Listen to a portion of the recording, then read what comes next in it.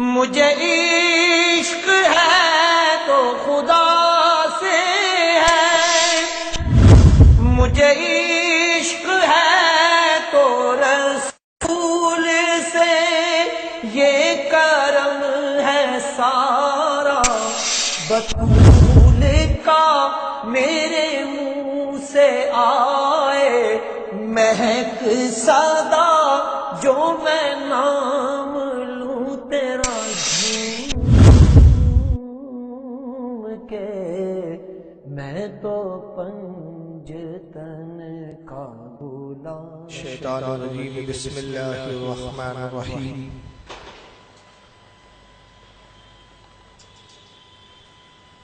الحمدللہ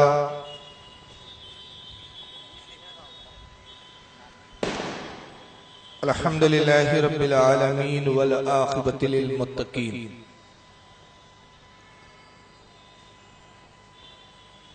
والصلاة والسلام علی من کان نبی آدم بین الماء والطین۔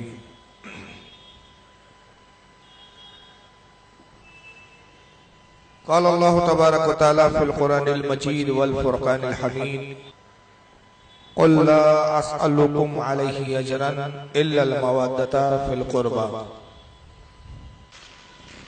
صدق اللہ العظیم، صدق صادق المصدوق، علیہ الصلاۃ والتسلیم۔ ان اللہ وملائکتہ یصلون علی النبی یا ایھا الذین آمنوا صلوا علیہ وسلموا تسلیما۔ اللہم صلی علی سیدنا مولانا شفیعنا وحبیبنا وطبیبنا ونبینا ومولانا محمد وعلی آلہ واصحابہ واہل بیتہ وذریاتہ وبارک وسلم۔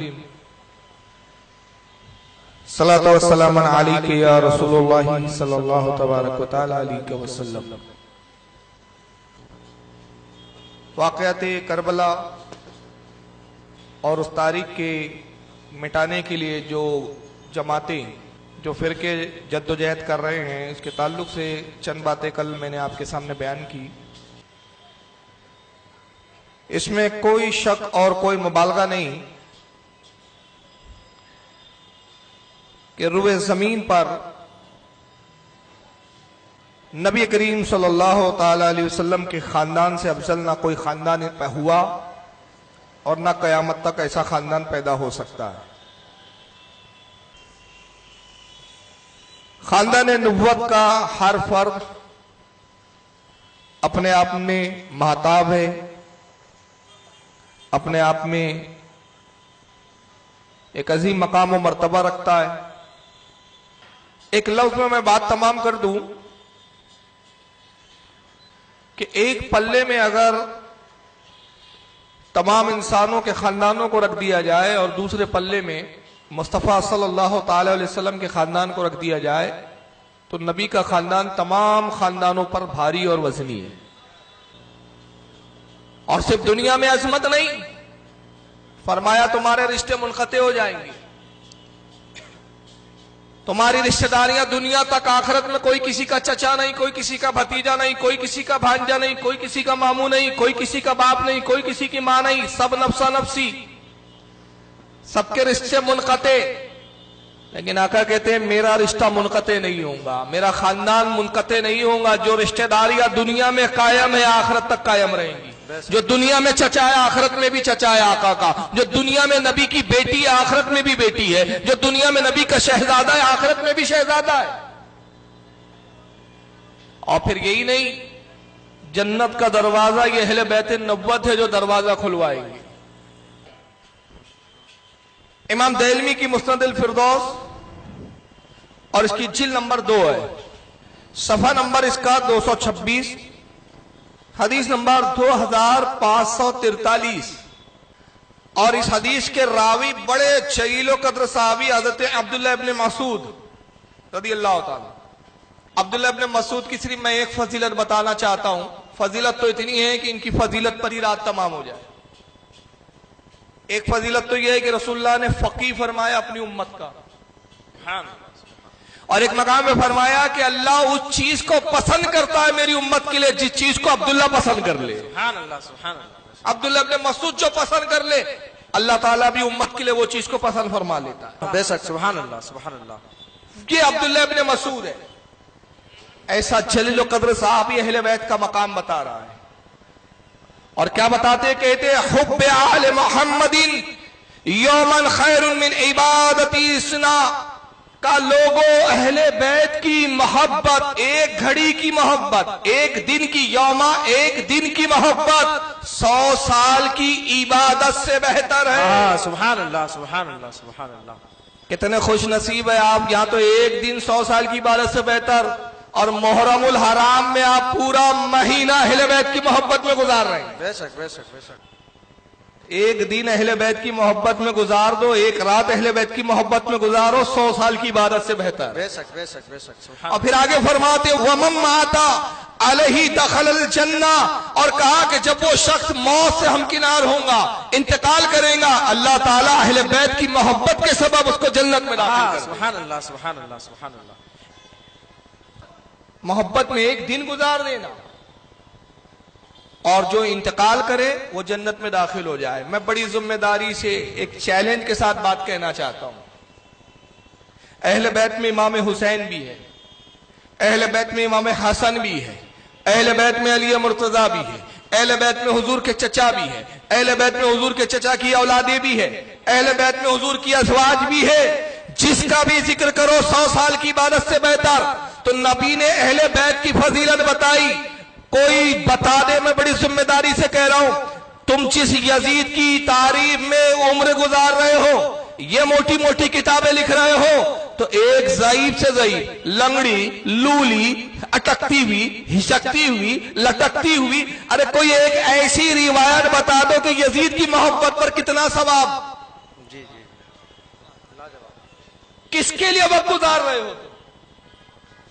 جس کے بارے میں کوئی فضیلت کی روایت نہیں، جس کے بارے میں کسی امام کے کوئی اچھے تاثر نہیں، جس نے اس کے بارے میں لکھا یزید کے بارے میں سب نے یہی لکھا، یزید شرابی، یزید بندروں سے کھیلنے والا، یزید فاسق. میں کہتا ہوں امام حسین سے یہ بعید ہے، ہو ہی نہیں سکتا کہ کسی متقی کے خلاف حسین پاک کھڑے ہو جائے. ایک طرف حسین ہے، ایک طرف یزید ہے. میں کہتا ہوں حسین کا ایک طرف ہونا اور ایک طرف پوری دنیا. یزید کی طرف سے 22,000 آئے تھے. میں کہتا 22,000 نہیں، 22 کروڑ بھی ہوتے، 22 ارب بھی ہوتے تو تنہا حسین کی ذات حق ہے. بے شک بے شک بے شک. تعدادوں پہ حق کا شمار نہیں ہوتا. اس وقت کا ایک بہت بڑا ابن یزید ہے، جلال الدین قاسمی. یزید کی تعریف کرتے ہوئے ایک بات کہتا ہے، بے حد بہادر، بے حد بہادر، بے حد صاحب داد و دہش، بے حد سخی. ان کے نام سے مدینہ میں ایک مکان بنا ہوا تھا، دار یزید. یہ جب کبھی دمشق سے مدینہ تشریف لاتے تو غریبوں کی چادی ہو جائی کرتی تھی. پورے مدینہ میں غلغلہ مچ جایا کرتا تھا. تو ایک طرف انتہائی سخی ہے اور دوسری طرف شکار کے شاندار شوقین. اور اگر میرا حافظہ غلطی نہیں کر رہا ہے تو یہ پہلا شخص ہے جس نے چیتے کو شکار کرنے کے لیے سب سے پہلے ٹرین کیا ہے. بتائیے، جو آدمی چیتے کو ٹرین کر کے شکار کرتا ہو اس آدمی کی بہادری کا کیا عالم ہوگا. دنیا کا یہ واحد شخص ہے جس نے سب سے پہلے چیتے کو شکار کے لیے ٹرین کیا ہے، جس سے حضرت یزید رحمت اللہ علیہ کی بہادری کا اندازہ ہوتا ہے. حضرت یزید بڑے بہادر تھے. ان کے تاریخ تو مجھے یہ بتاتی ہے کہ یزید نے کبھی بھی قتال کیا ہی نہیں، کسی جنگ میں شریک ہوا ہی نہیں سوائے ایک جنگ کے، قسطنطنیہ کی جنگ، اور اس پر اس کو انہوں نے جنت میں پہنچا دیا. یہ ایک الگ موضوع ہے. اور جب قسطنطنیہ کی جنگ میں یزید گیا تو اس نے وہاں پہ لڑا نہیں، مقابلہ نہیں کیا. تقریباً 7 یا 8 میل دوری پر جہاں پہ جنگ ہو رہی ہے میدان جہاد سے 7 میل کی دوری پہ خیمے لگائے، اور اپنی بیوی کو پہلو میں، جس کا نام ام کلثوم تھا، اس کو پہلو میں لے کے شراب پی رہا ہے. فوج میں وبا پھیل گئی، بیماری پھیل گئی، اب دو مصیبتیں ہیں، دشمن سے بھی لڑ رہے ہیں، اس میں بھی شہادت پا رہے ہیں مجاہدین اسلام۔ یزید شعر کہتا ہے، شعر کا مفہوم یہ عربی میں شعر کہتا ہے، مفہوم یہ ہے اس کا کہ وہ لوگ دو مصیبتوں سے دو چار ہے، ایک دشمن سے مصیبت، ایک بیماری کی مصیبت۔ میں کتنا خوش نصیب ہوں کہ اپنے خیمے میں ام کلثوم کے پہلو میں بیٹھ کر میں شراب کے جام پی رہا ہوں۔ کسی جنگ میں یزید شریک نہیں، آج تک کوئی تاریخ میں ایسا واقع نہیں کہ یزید نے کسی سے لڑا ہو اور جنگ کی ہو، مگر اس کو بہت بڑا بہادر نظر آ رہا ہے۔ دلیل کہا چیتے کو شکار کے لیے ٹرین کیا، شکار چیتا کرے اور بہادر یزید بن گیا۔ یہ بھی بڑا عجیب منطق ہے، یعنی کشتی آپ لڑے بہادر میں، چیتے کو شکار۔ اس سے تو میں نے کہا جناب اس کی فضیلت ثابت نہیں ہوتی، اس کا لوح و لہیب میں مبتلا ہونا ثابت ہوتا۔ اس سے پتہ چلتا ہے کتنا عیاش تھا، کتنا فرصتی تھا، اس کے بعد عبادتوں کا وقت نہیں تھا، اس کے پاس اگر تھے مشغلے تو بندروں سے کھیلو، چیتوں سے شکار کراؤ اور شراب پیو۔ یہ اس کی شب و روز کے معمولات ہیں۔ اور پھر کہتے بڑا سقی تھا یزید۔ سخاوت کا عالم کیا تھا؟ سخاوت کا یہ عالم تھا صاحب کہ جب وہ مدینے آتا تو اس نے گھر بنایا تھا یزید نے، اور اس کا نام ہی رکھا تھا دار یزید۔ جب وہ آتا تو غریبوں کی چاندنی ہو جاتی تھی۔ امام حسین نے جو میدان کربلا میں خطبہ دیا، اس کے جملے انہوں نے کہا کہ یزید وہ جس کو تم نے اپنا امیر المومنین بنایا، اس نے سارے مسلمانوں کے مال غنیمت پر غاصبانہ قبضہ کیا، اس کو سکی دکھ رہا ہے۔ ارے سخاوت تو حسین پاک کے در کی خیرات لے جاتی تھی، سخاوت تو وہ جو حسین پر فخر کرتی تھی۔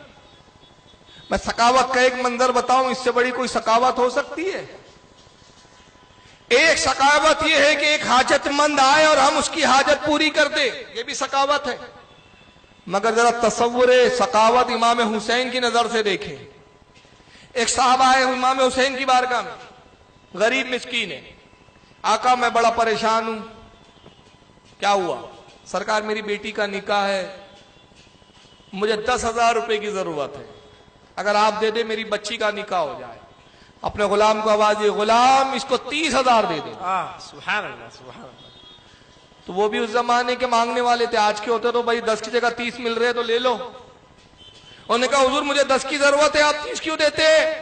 فرمایا سنو 30 کیوں دے رہا ہوں، 10 تو وہ جو تیری ضرورت ہے جس کو تو مانگنے آیا، 10 اپنی طرف سے اس لیے دے رہا ہوں کہ جو تو اپنے گھر سے چل کر میرے گھر تک آیا، اس کے لیے جو زحمت اٹھائی ہے اس کا معاوضہ ہے، اور 10 مزید اس لیے دے رہا ہوں کہ تو نے مجھے سخی جانا، بخیل نہیں جانا، یہ اس کے عوض ہے۔ سبحان اللہ سبحان اللہ۔ سخاوت اس کو بولتے ہیں۔ مگر یہ یزید کا حصہ پانے والے یہ کہتے نہیں یزید بڑا سخی تھا، حسین پاک کی سخاوت کے ان کو قصے نہیں ملے، کا بڑا سخی اور پھر شکار کا بڑا شوقین، اور اس کے بعد پھر بڑے خوش ہو کے جوش میں آر کا یہ تھے ہمارے حضرت یزید رحمت اللہ علیہ۔ استغفر اللہ۔ اب یہ ویڈیو پچھلے سال آئی ہے، 1 سال ہو گیا، اس پورا 1 سال ہو گیا یہ محرم کو۔ تو جب گزشتہ سال یہ ویڈیو آئی تو حیدرآباد میں ایک بہت بڑے وسیع میدان میں جس کا نام خلوت گراؤنڈ ہے، اس کی ویڈیو نیٹ پہ ڈلی ہوئی ہے۔ اس میں میں نے اشارت کرتے ہوئے کہا کہ یزید رحمت اللہ علیہ نہیں ہو سکتا، یزید لعنت اللہ علیہ۔ جی جی جی جی حق۔ تو جناب نے اب جواب دیا، بڑا پریشان ہو گیا کہ دیکھو ابا کو اس نے لعنت اللہ علیہ بول دیا، اگر ابا لعنت اللہ علیہ تو سارے ہم اولادے بھی لعنت اللہ ہو گئے۔ جی جی جی۔ اب جناب نے جواب دیا، گھر میں بیٹھ کے کمرے میں 10 بائی 10 کے کمرے میں جواب دینے بیٹھتے ہیں۔ آئیے ذرا جواب بھی سن لیجیے آپ۔ فاروق رضوی صاحب نے اپنی ایک کلپ میں یزید کو لعنت اللہ علیہ کہا ہے، اور انہوں نے یہ الزام لگایا ہے کہ جو یزید کو برا بھلا نہ کہے وہ ناصبیت سے تعلق رکھتا ہے۔ جواب اس کا یہ ہے کہ ہم یزید کو برا بھلا اس وجہ سے نہیں کہتے کیونکہ ہمارے سامنے پیارے نبی محمد رسول اللہ صلی اللہ علیہ وسلم کی ایک حدیث ہے. حدیث اس طرح ہے. حضرت عائشہ رضی اللہ تعالیٰ عنہ فرماتی ہیں کہ نبی اکرم صلی اللہ علیہ وسلم نے ارشاد فرمایا کہ مردوں کو برا بھلا مت کہو، اس لیے کہ وہ اپنا اچھا برا عمل لے کر چلے گئے ہیں، اس وجہ سے ہم یزید کو برا بھلا نہیں کہتے. جواب سمجھ میں آیا؟ فاروق رضوی نے یزید کو لعنت اللہ علیہ کہا ہے، تو اس کا جواب یہ ہے کہ ہم یزید کو اس لیے برا بھلا نہیں کہتے کہ حضرت عائشہ ام المومنین کی حدیث ہے کہ مردوں کو برا بھلا مت کہو، اس لیے کہ وہ اپنا اچھا برا عمل اپنے ساتھ دے کے چلے گئے، اس لیے ہم یزید کو برا نہیں کرتے. کتنے سائی سود ہے یہ، پوری امت کو مشرک بول رہے ہیں تب یہ حدیث یاد نہیں آتی. سوال یہ ہے کہ حدیث تو صحیح ہے، ام المومنین حضرت عائشہ صدیقہ رضی اللہ تعالیٰ عنہ کا قول سراخوں پر، بے شک بے شک. مردوں کو برا نہ کہو، تو وہ کون سے مردے ہیں؟ حسین پاک کے قاتل، اہل بیت کے قاتل؟ ارے مردہ تو ابو جہل ہے، تو کل سے ابو جہل بھی مت کہو.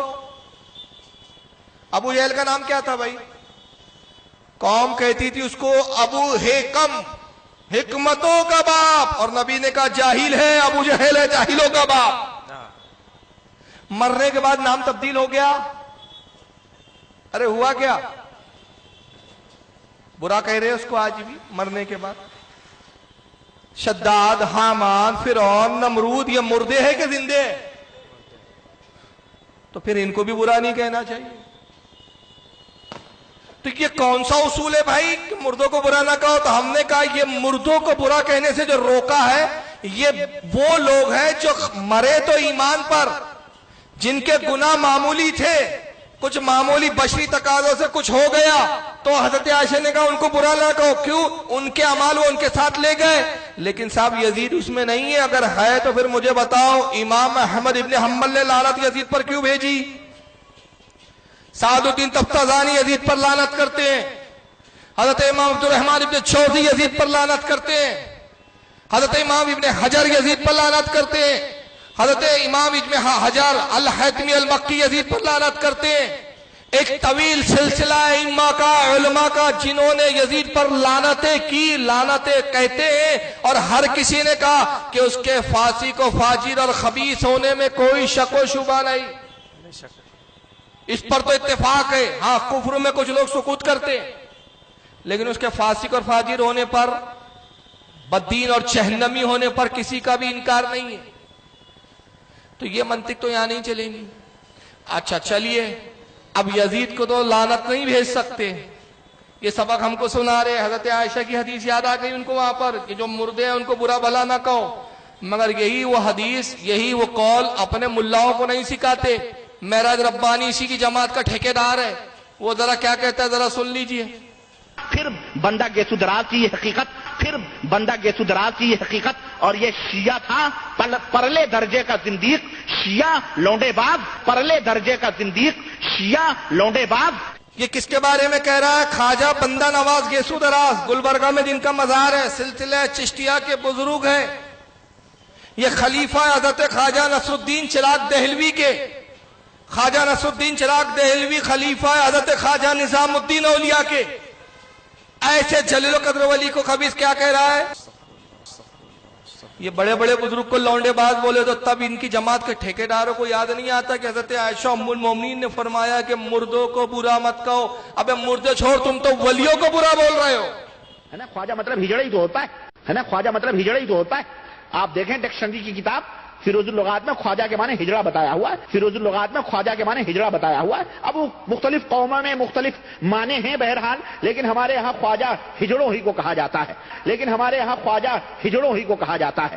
چنانچہ ہمارے یہاں جو ہیں اجمیر شریف میں جو خواجہ غریب نواز ہیں، اجمیر شریف میں جو خواجہ غریب نواز ہیں، اللہ کی قسم بتا رہا ہوں، مجھ سے تو باقاعدہ اس نے بیان دیا کہ وہ پورے ہجڑے اور ہندوستان، پاکستان، بنگلہ دیش سے ٹرینیں ان کے لیے فری ہوتی ہیں، اور یہ رجب کا مہینہ آ رہا ہے، یا جماعت ثانی ہے نا یہ رجب 6 رجب کو ان کا عرس شروع ہوگا اور آج ہی سے بھیڑ شروع ہوگی اور چاروں طرف سے وہ ڈھولے ڈپڑیاں لے کے سارے ہجڑے وہاں جمع ہوتے ہیں اور ان سے کہا جائے تو کہتے ہیں کہ جی ہماری قوم کے لوگ تھے, ہماری قوم کے حضرت تھے, ہماری قوم کے حضرت تھے, ہم ہی نہیں, اگر عرس میں حاضر ہوں گے تو ہماری برادری کے لوگ ہمیں نکال دیں گے. ہمارے یہاں بامبے بھیونڈی میں ایک ہجڑا تھا, وہ یہ بتاتا تھا, ہمارے یہاں بامبے بھیونڈی میں ایک ہجڑا تھا, وہ یہ بتاتا تھا کہ وہ ہمارے ہی برادری کے تھے. یہ ہجڑے اپنی برادری کے حضرت خواجہ صاحب کو مانتے, اللہ کی قسم. یہ ہجڑے اپنی برادری کے حضرت خواجہ صاحب کو مانتے, اللہ کی قسم. خواجہ کے معنی ہجڑا ہوتا ہے, یہ غریب نواز کو ہجڑا بول رہا ہے تب یہ حدیث یاد نہیں آ رہی. یہ ولیوں کو توہین کرے تب حدیث یاد نہیں آتی. بولتا ہے بامبے بھیونڈی کا ہجڑا اس نے مجھے بتایا کہ خواجہ ہماری قوم میں سے تھے. میں نے اس کے رد میں ایک ہی بات کہی کہ وہ ہجڑا اس کے پاس کیوں آیا. جی جی ہمارا تو تجربہ یہ ہے کہ داڑھی والوں کو دیکھ کر, مولانا کو دیکھ کے ہجڑے بھی کنارے سے نکل جاتے ہیں. اس ہجڑے کے پاس کیوں آیا وہ ہجڑا؟ تو اس لیے اس کو بھی معلوم تھا یو پی کے کم کے میلے کا کھویا ہوا اپنا بھائی یہی تو ہے.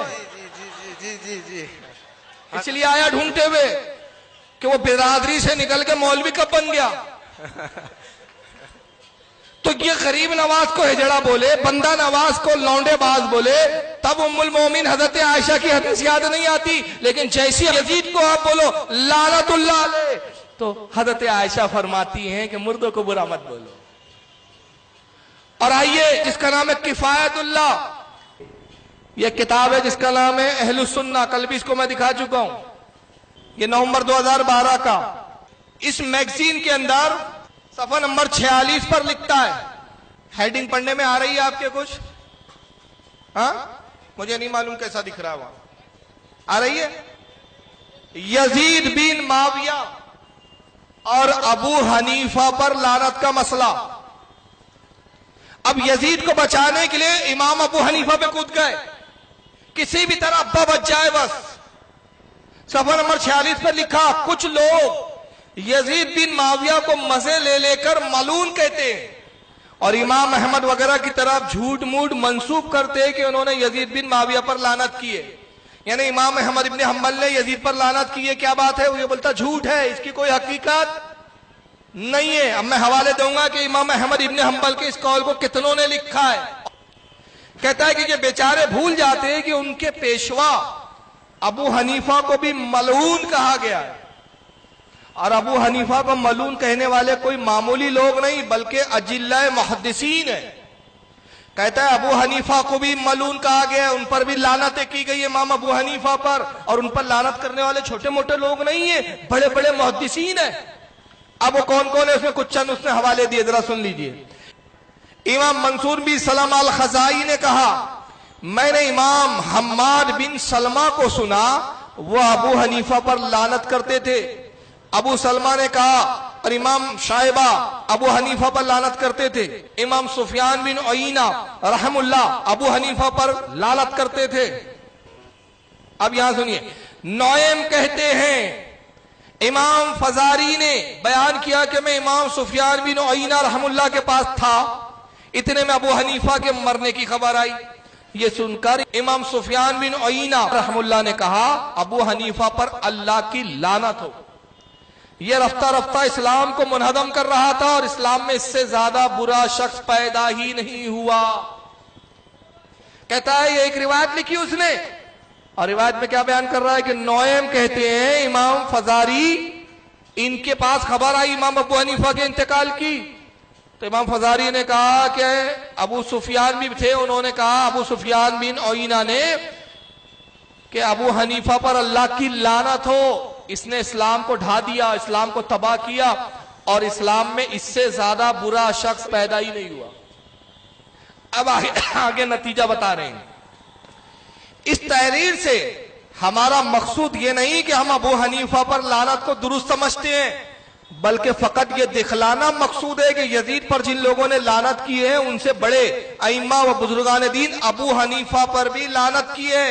اب اگر ابو حنیفہ پر لعنت قابل قبول نہیں تو یزید سے متعلق بھی لعنت کی اقوال غیر مسموع ہے. یعنی اگر ابو حنیفہ پہ لعنت کو آپ نہیں مانتے جبکہ اتنے بڑے بڑے اماموں نے لعنت کی, تو پھر یزید پر بھی لعنت کرنا درست نہیں, اس پر بھی لعنت کرنا اور اس کو سننا جائز نہیں. میں نے وہاں ایک لفظ ریڈ پین سے نشان لگایا, دیکھیے کس پہ ریڈ نشان ہے, ذرا پڑھ کے کوئی بتائیں گا؟ نعیم. کون ہے یہ؟ نعیم ابن حماد, یہ راوی ہے. اور آئیے ذرا نعیم ابن حماد کون ہے ذرا سن لیجئے. امام ابی احمد بن عبداللہ بن عدی, متوفا 365 ہجری, ان کا انتقال 365 ہجری میں ہوا. الکامل فی ضعفاء الرجال جلد 6 صفحہ 251 پر لکھتے ہیں کہ حضرت عبداللہ ابن مبارک فرماتے ہیں کہ نعیم ابن حماد ضعیف ہے. یہ راوی کیسا ہے؟ اس کی روایت قابل قبول. اب کیوں نہیں آگے وجہ بتائیں گے وہ. یہ امام اعظم ابو حنیفہ کے بارے میں کہانیاں گڑھتا تھا. کیا کرتا تھا؟ کہانی اور قصے گڑھتا تھا امام ابو حنیفہ کے نام سے جھوٹے. تو جتنا اس نے لایا ابو نعیم بن حماد نے سب جھوٹ اور لن پھن.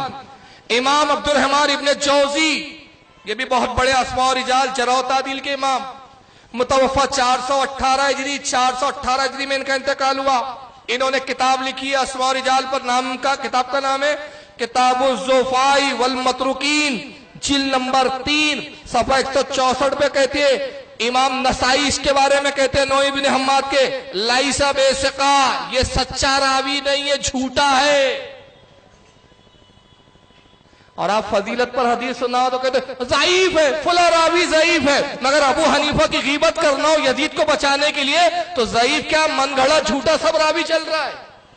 امام دارقطنی کہتے ہیں کثیر الوہم, اس کو وہم کی بیماری تھی, اکثر وہم کے اندر مبتلا رہتا تھا. یہ امام دارقطنی کہہ رہے ہیں اس کے بارے میں. کہتے ہیں کہ اس کا حال یہ تھا کہ سنت لوگوں میں عام ہو اس کے لیے جھوٹی حدیثیں گڑھتا تھا, حدیثیں بھی گڑھتا تھا جھوٹی. اور امام ابو حنیفہ کی بدگوئی کرتا تھا, ان کی غیبت کرتا تھا. خطیب بغدادی متوفا 463 ہجری, 463 ہجری میں خطیب بغدادی کا انتقال ہوا. مشہور زمانہ ان کی کتاب جسے تاریخ بغداد کے نام سے جانا جاتا ہے, کئی جلدوں میں. اس کی جلد نمبر ہے 14 صفحہ نمبر 430. خطیب بغدادی نے بھی اس پہ جرح کی اور کہا کہ یہ راوی سچا نہیں, جھوٹا ہے. علامہ زہبی کو تو بہت مانتے ہو یار, غیر مقلد ہو. اب زہبی کیوں نظر نہیں آیا آپ کو؟ علامہ زہبی متوفا 748 ہجری, 748 ہجری میں ان کا انتقال ہوا. ان کی کتاب ہے اسماء و رجال جرح و تعدیل پر میزان الاعتدال, جلد 7 صفحہ 44 پر کہتے ہیں کہ حضرت الازدی, یہ ایک امام ہے, ان کے حوالے سے لکھتے ہیں کہ الازدی کہتے ہیں کہ نعیم ابن حماد سنت کے بارے میں حدیثوں کو گڑھتا تھا اور امام اعظم ابو حنیفہ کی غیبتیں کیا کرتا تھا. تہذیب التہذیب امام ابن حجر اسقلانی کی متوفا 854 ہجری, وہ کہتے ہیں کہ یہ راوی قابل اعتبار نہیں نعیم ابن حماد, امام ابو حنیفہ کے بارے میں جھوٹی قصے اور کہانیاں سناتا تھا. چلیے یہ تو ائمہ تھے. خود غیر مقلد جماعت کا ایک بہت بڑا مولوی گزرا پاکستان میں, مر گیا, ان کو اپنے گھر کی بھی خبر نہیں ہے. اس کا نام ہے مولوی محمد ابراہیم سیال کوٹوی. اس نے کتاب لکھی تاریخ اہل حدیث, اور اس کتاب میں لکھتا ہے الناس فی ابی حنیفہ حاسد و جاہل, کہتا ہے کہ ابو حنیفہ کے متعلق جو بری رائے رکھے وہ حاسد ہے, حسد میں مبتلا, یا بہت بڑا جاہل ہے. جو امام ابو حنیفہ کے بارے میں بری رائے رکھے وہ کون ہے؟ حاسد. اور آقا نے فرمایا حاسد جنت میں نہیں جائیں گا. اور دوسرا فرمایا یا تو پھر وہ بہت بڑا جاہل ہے. تو یہ ابن حجر سے لے کر علامہ زہبی, خطیب بغدادی, امام نسائی, امام دارقطنی, امام عبد الرحمن ابن جوزی, حضرت امام احمد بن عبداللہ بن عدی, عبداللہ ابن مبارک, سب نے کہا نعیم ابن حماد جھوٹا, قصے گڑھنے والا. امام اعظم ابو حنیفہ کے بارے میں جھوٹے قصے بیان کرتا ہے, بدگوئی کرتا ہے, جھوٹی حدیثیں گڑھتا ہے, سنت کو توقیت پہنچانے کے لیے حدیثوں کو گڑھتا تھا. ایسے راوی کو لا کے روب جھاڑ کے کہہ رہے کہ دیکھو صاحب, جب ابو حنیفہ پر اتنوں نے لعنت کی ہے تو پھر یزید پر کیا ہو گیا؟ تو اگر ابو حنیفہ پہ لعنت کو نہیں مانتے تو یزید کی لعنت کو بھی نہیں مانو. تو یزید کو بچانے کے لیے اب امام ابو حنیفہ پر بھی چلے گئے صاحب. اور اس کے بعد پھر آئیے ایک اور انہوں نے بھی جھوٹی بات گڑی. بات گڑتے ہوئے کہتے ہیں کہ یزید کا حال یہ تھا کہ حضرت امام حسین نے اس کو امیر المومنین مان لیا تھا، اپنا خلیفہ مان لیا تھا. اب آئیے ذرا یہ ویڈیو سن لیجئے، پوری تاریخ ہی بدل دی انہوں نے صاحب نے. کہا کہ 3 باتوں میں سے ایک بات میری طرف سے مان لو، اختر منی احدى ثلاث، 3 باتوں میں سے ایک بات میری طرف سے مان لو، اختیار کر لو. کیا؟ ایک تو مجھے کسی محاذ پر بھیج دو جہاں مسلمان لڑ رہے ہیں، یا تو میں جہاں سے آیا ہوں وہاں مجھے جانے دو، مکہ سے آیا ہوں مکہ چلے جانے دو، یا میں اپنا ہاتھ یزید کے ہاتھ میں رکھ دوں، یعنی بیعت کر لوں. بیعت پر آمادگی حضرت حسین نے ظاہر کر دی تھی. یہ اس بات کی دلیل ہے کہ یہ مارکہ حق و باطل نہیں تھا، وہ بھی یزید کے بارے میں اپنا ذہن صاف کیے ہوئے تھے، اور یہ کوفہ والوں کے ورغلانے سے ایسی حرکت کر رہے تھے. امام حسین کوفہ والوں کے ورگلانے سے ایسے حد کا حرکت کر گئے.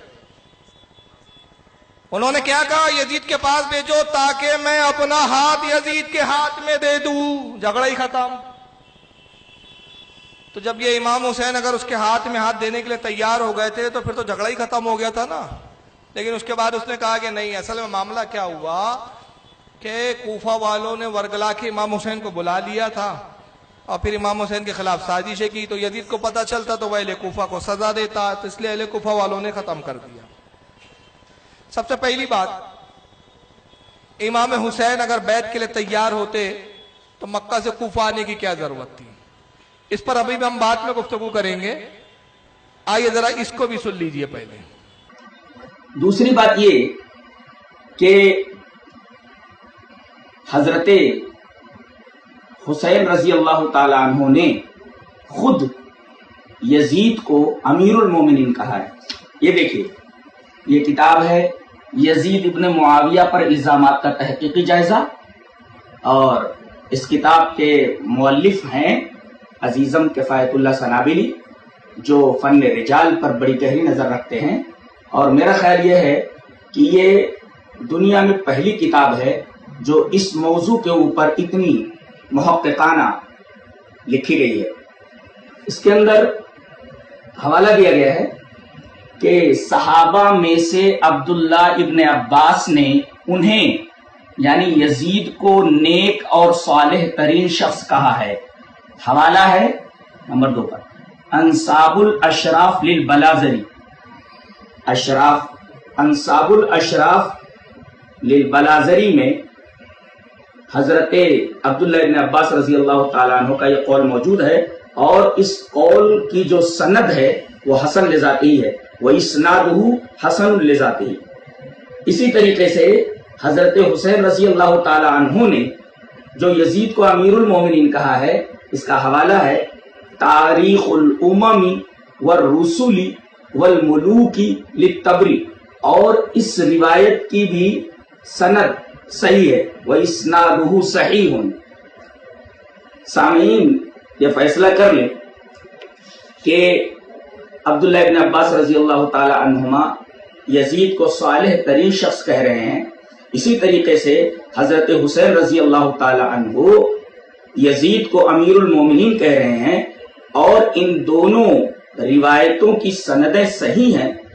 تو اب آپ فاروق رضوی سے جواب طلب کریں کہ ناصبی کون ہے، اور امام حسین رضی اللہ تعالیٰ عنہ کا مخالف کون ہے، اور صحابہ کرام کا مخالف کون ہے.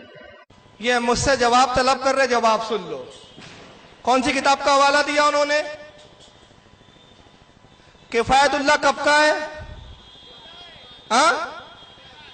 کس جماعت کا ہے؟ تیری جماعت کے ملا کی بات دلیل بنے گی.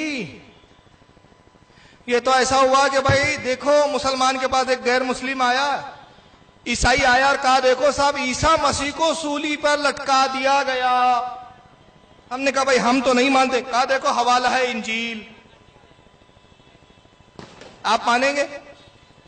آپ کہیں گے بھائی ہمارے مذہب کی کتاب سے لکھا، تیرے مذہب کی تو نے تو گڑگڑا کے لائی ہے. تو آپ مانیں گے کیا؟ کوئی اور آئے اور کہے کہ صاحب دیکھو ہمارے ایک بہت بڑے گریٹ آدمی تھے، انہوں نے پہاڑ اٹھا لیا تھا، سمجھ لو اشارہ کر رہا ہوں. ہم کہیں گے بھائی ہم کہاں نہیں کہا دیکھو رامائن میں لکھا ہوا ہے. آپ کے لیے وہ کتاب سند و دلیل بنے گی کیا؟ تیرے گھر کی کتاب. لیکن ہو سکتا ہے چالاک ہے, کہیں گا نہیں صاحب اس میں حوالہ ہے. کس کا حوالہ ہے؟ انصاب الاشرف بلازری کی. اور تعریف کرتے ہوئے کیا کہتا ہے؟ مولوی کفایت اللہ ثناب علی صاحب یہ اس وقت بہت بڑے علامہ ہیں, بہت بڑے ہیں. ان پر رجال پر اسماء و رجال پر بڑی گہری نظر ہے ان کی. ابھی میں بتاتا ہوں کتنی گہری نظر ہے اس کی. اور کیا لکھا ہے وہاں پر؟ اس کی سند کیا ہے؟ حسن لے ذاتی ہی, حسن ہے اس کی سند. اچھا صاحب چلیے آئیے پہلے اس کو درایت کے اصول پہ ہم پر رکھتے ہیں. درایت سمجھتا ہے آپ کو؟ ایک ہوتا ہے روایت اور ایک ہوتی ہے درایت. روایت کیا ہوتی ہے؟ میں ایک مثال دیتا ہوں آپ کو سمجھانے کے لیے. میں یہ کہتا ہوں کہ صاحب جنگ بدر کے اندر خالد ابن ولید آئے. خالد ابن ولید کے دونوں ہاتھوں میں تلوار تھی اور تلوار چلانا شروع کیا. ادھر کی بھی فوج کو کاٹا, ادھر کی بھی فوج کاٹا. 1000 لوگوں کو خالد ابن ولید نے مار دیا. دیکھو اس کے سارے راوی سچے ثقہ. آپ مانیں گے کہ نہیں مانیں گے روایت؟ بولیے. ہاں مان لیں گے نا. کیوں مانیں گے؟ آپ اس لیے مان لیں گے, کہیں گے دیکھو یار روایت صحیح ہے, راوی صحیح ہے, لیکن اصول درایت پر یہ روایت رد کر دی جائیں گی, نہیں مانی جائیں گی. یہ روایت ہے, راوی صحیح ہے, راوی صحیح ہو سکتے ہیں لیکن بات صحیح ہو یہ ضروری نہیں. اصول درایت پر رد ہوتی, اب درایت پہ بحث ہوں گی. ارے جناب یہ روایت تو ایک نمبر کی جھوٹی ہے. سچے راویوں کی کڑی جوڑ کر جھوٹی روایت بیان کی گئی ہے. وجہ یہ ہے کہ بیان کرنے والا یہ کہتا ہے خالد ابن ولید جنگ بدر میں آئے, تو جنگ بدر میں تو خالد ابن ولید ایمان ہی نہیں لائے تھے ہی نہیں, تو یہ آ کے قتل کر لیے. جی جی جی. تو اس کا مطلب یہ روایت درایت کے اصول پر رد ہو گئی. آئیے اب یہ درایت پر کیسے رد ہوتی ہے؟ اگر حضرت امام حسین نے یزید کو امیر المومنین مان لیا ہوتا تو حضرت مسلم ابن عقیل کو کوفہ بیعت لینے کے لیے بھیجنے کی ضرورت کیا تھی؟ نہیں. کوفہ والوں نے خط لکھا آپ آئیے, تو امام حسین نے جواب کیا دینا تھا؟ ارے میں آ کے کیا کروں گا, یزید کو تو امیر المومنین میں بھی مانتا ہوں, تم مجھے کیوں امیر المومنین بنا رہے ہو, کیوں فتنے میں ڈال رہے ہو؟ یزید کو تو بادشاہ میں نے بھی تسلیم کر لیا ہے. مگر امام حسین یزید کو بادشاہ نہیں مانتے تھے, امیر المومنین نہیں مانتے تھے, اس لیے آپ نے مسلم ابن عقیل کو بھی بھیجا اور خود بھی آپ کوفہ روانہ ہو گئے. تو یہ تو بات صاف سمجھ میں آتی ہے کہ یہ تضاد ایسا ہو نہیں سکتا. اچھا پھر دوسرا سب سے بڑی مزیدار بات بتا رہا ہوں, بلازری کے حوالے سے لکھا. اب یہ بلازری کون ہے ذرا سن لیجئے ان کے بارے میں, ان کا حال کیا ہے. بلازری کے بارے میں علامہ زرکلی کہتے ہیں آخری عمر میں بلازری کو جنون کی بیماری ہو گئی تھی, پاگل ہو گیا تھا یہ آدمی. پاگل آدمی کی روایت چلیں گی؟ نہیں. اور اسناد حسن لذاتہ. اچھا حضرت علامہ صفر علیہ رحمہ لکھتے ہیں اپنی کتاب کے اندر, وہ فرماتے ہیں کہ بلازری کا حال یہ تھا کہ ایک ایسا مشروب پیتا جس میں نشہ آتا ہے, اور وہ پیتے پیتے اس کا دماغ خراب ہو گیا, پاگل ہو گیا آخری وقت میں, اور پھر لوگوں کی غیبت بیان کرتا, لوگوں کی عزت سے کھیلتا تھا. یہ ہے مصنف بلازری جس کا یہ معیار علماء بیان کرتے ہیں. اور یہ فن اسماء و رجال کے اتنے ماہر ہیں کہ جب انہوں نے یہ حوالہ دیا تو یہ نہیں دیکھا کہ جس بلازری کی کتاب سے ہم یہ سب حوالے نقل کر رہے ہیں اس کا حال یہ ہے کہ اس پر علماء نے ائمہ نے جراحیں کی ہے. اس کو مجنون کہا ہے, پاگل کہا ہے. تو پاگل آدمی کی روایتیں مانی نہیں جاتی. اور اگر مانتا ہے تو اس کا سمجھ میں آ گیا پاگل کی بات پاگل ہی مان سکتا ہے. جی جی جی بے شک. اس نے سند نہیں پڑھی. اس کا ایک راوی ہے المخالد بن سعید بن حمدانی, جس کے بارے میں علامہ ذہبی میزان الاعتدال جلد 2 صفحہ 8 پہ لکھتے ہیں ضعیف راوی ہے, ثقہ راوی نہیں, اور اس کا اعتبار ثقہ راوی سے گرا ہوا ہے, اعتبار نہیں کیا جائے گا اس پر. علامہ ذہبی اس کے بارے میں جرح کر رہے ہیں. ابن حجر اسقلانی اس کے بارے میں کہتے ہیں تہذیب التہذیب جلد 10 صفحہ 39 پر فرماتے ہیں کہ اس کا جو راوی ہے ایک المجالد بن سعید حمدانی, یہ غیر سکہ ہے، جھوٹا راوی ہے، یہ سچی روایت بیان نہیں کرتا. تو روایت بیان کی البجالد بن سعید نے کہ حضرت امام حسین نے کہا مجھے یزید کے پاس لے جاؤ، میں بیعت بھی کر لیتا ہوں اور میں اس کو امیر المومنین مانتا ہوں. تو جب راوی ہی جھوٹا ہے تو روایت کیا ہوئی؟ جھوٹی ہوئی. تو اپنے ابا کو بچانے کے لیے کیوں اتنا پاپڑ بیل رہے ہو یار؟ کچھ نہیں ہونے والا تمہارا. کیوں؟ یزید کو امیر المومنین امام حسین کیا مانیں گے؟ ذرا یہ بھی روایت ذرا دیکھ لیجیے. علامہ ذہبی تہذیب الکمال میں کیا لکھتے ہیں؟ تہذیب الکمال جلد نمبر 10 صفحہ نمبر 100 رجال نمبر 7823. حضرت علامہ ذہبی کہتے ہیں قال ابن ابی الفرات کنت عند عمر ابن عبدالعزیز. ابن ابی الفرات سے روایت ہے، وہ کہتا ہے میں ایک مرتبہ عمر بن عبدالعزیز کے ساتھ بیٹھا ہوا تھا. اور یہ روایت کی ایک بڑی خاص بات ہے بھائی. عمر بن عبدالعزیز کون ہے معلوم ہے؟ یزید کی خاندان کے، اسی خاندان کے جس خاندان کا یزید ہے. یزید کے بہت بعد میں ہوئے، لیکن یزید کے خاندان کے ہونے کے باوجود ان کی شان یہ تھی کہ یہ پہلی صدی کے پہلے مجدد تسلیم کیے گئے. وجہ کیا تھی؟ یہ متقی پرہیزگار تھے، اہل بیت کا احترام کرتے تھے، وقت کے بہت بڑے عالم تھے. امام احمد ابن حنبل کی صحبت اٹھائی تھی، بڑے بڑے ائمہ ان کی بارگاہ میں خود حاضری دیا کرتے تھے. یہ خود وقت کے عالم تھے، مجدد تھے، خاندان یزید کا تھا، لیکن یزید سے کتنی بیزاری تھی. ابن ابی الفرات کہتے ہیں کہ میں حضرت عمر بن عبدالعزیز کی خدمت میں موجود تھا. فذکر رجل یزید ابن معاویہ، تو ایک شخص نے یزید کا ذکر کیا، یزید ابن معاویہ کا. اور جب یزید ابن معاویہ کا ذکر کیا تو اس نے کیا کہا؟ قال امیر المومنین یزید، کہا امیر المومنین یزید یوں فرماتے ہیں، امیر المومنین یزید یوں کہتے ہیں. فقال عمر، حضرت عبداللہ ابن عمر کو جلال آیا، جیسی دیکھا کہ یہ یزید کو کیا کہہ رہا ہے؟ امیر المومنین. تو حضرت عمر بن عبدالعزیز کو جلال آیا اور کہا تقول امیر المومنین یزید، ہو تو نے یزید کو امیر المومنین کہا. وعمر بھی فضربا 20 صوتا، کہا اس کی سزا یہ ہے کہ اس خبیث کو 20 کوڑے لگاؤ کہ اس نے یزید کو امیر المومنین کہا. تو کیسے کہا؟ جی جی بے شک بے شک.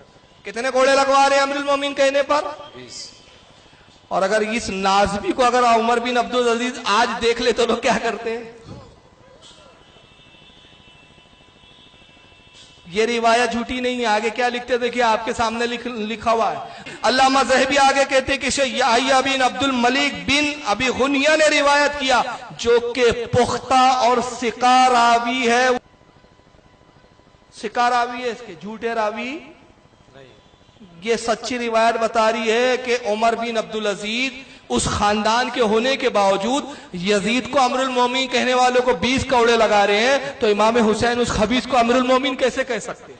جی جی بے شک. اور اگر امیر المومنین کہہ دیا یا مان لیا ہوتا تو پھر کربلا میں آنے کی ضرورت کیا تھی اور جنگ کرنے کی ضرورت کیا پڑتی؟ جی جی جی. ساری کربلا ہی ختم ہو جاتی.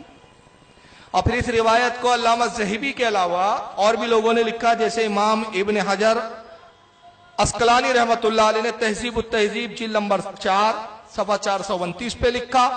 اور ایک دوسری اور کتاب ابن حجر کی لسان المیزان، اس کی جلد نمبر 8 صفحہ 508 پہ لکھا. امام جلال الدین سیوطی نے تاریخ الخلفاء میں بھی لکھا اس روایت کو.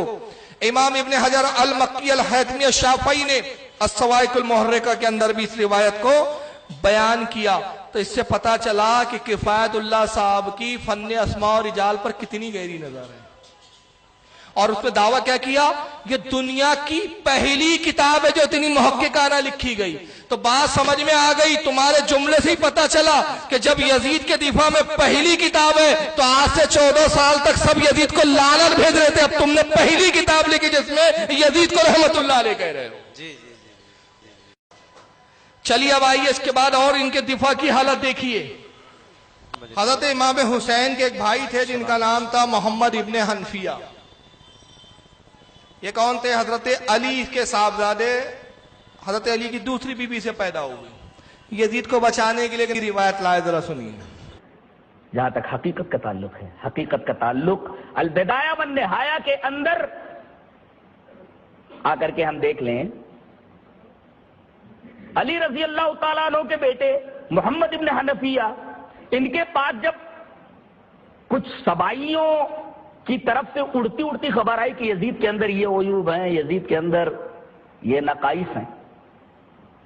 البدایہ والنہایہ کھول کر کے دیکھیں، لکھا ہوا ہے ما رأیت منہ ما تذکرون، جو تم بیان کرتے ہو ایسا تو کچھ بھی میں نے نہیں دیکھا اس سے.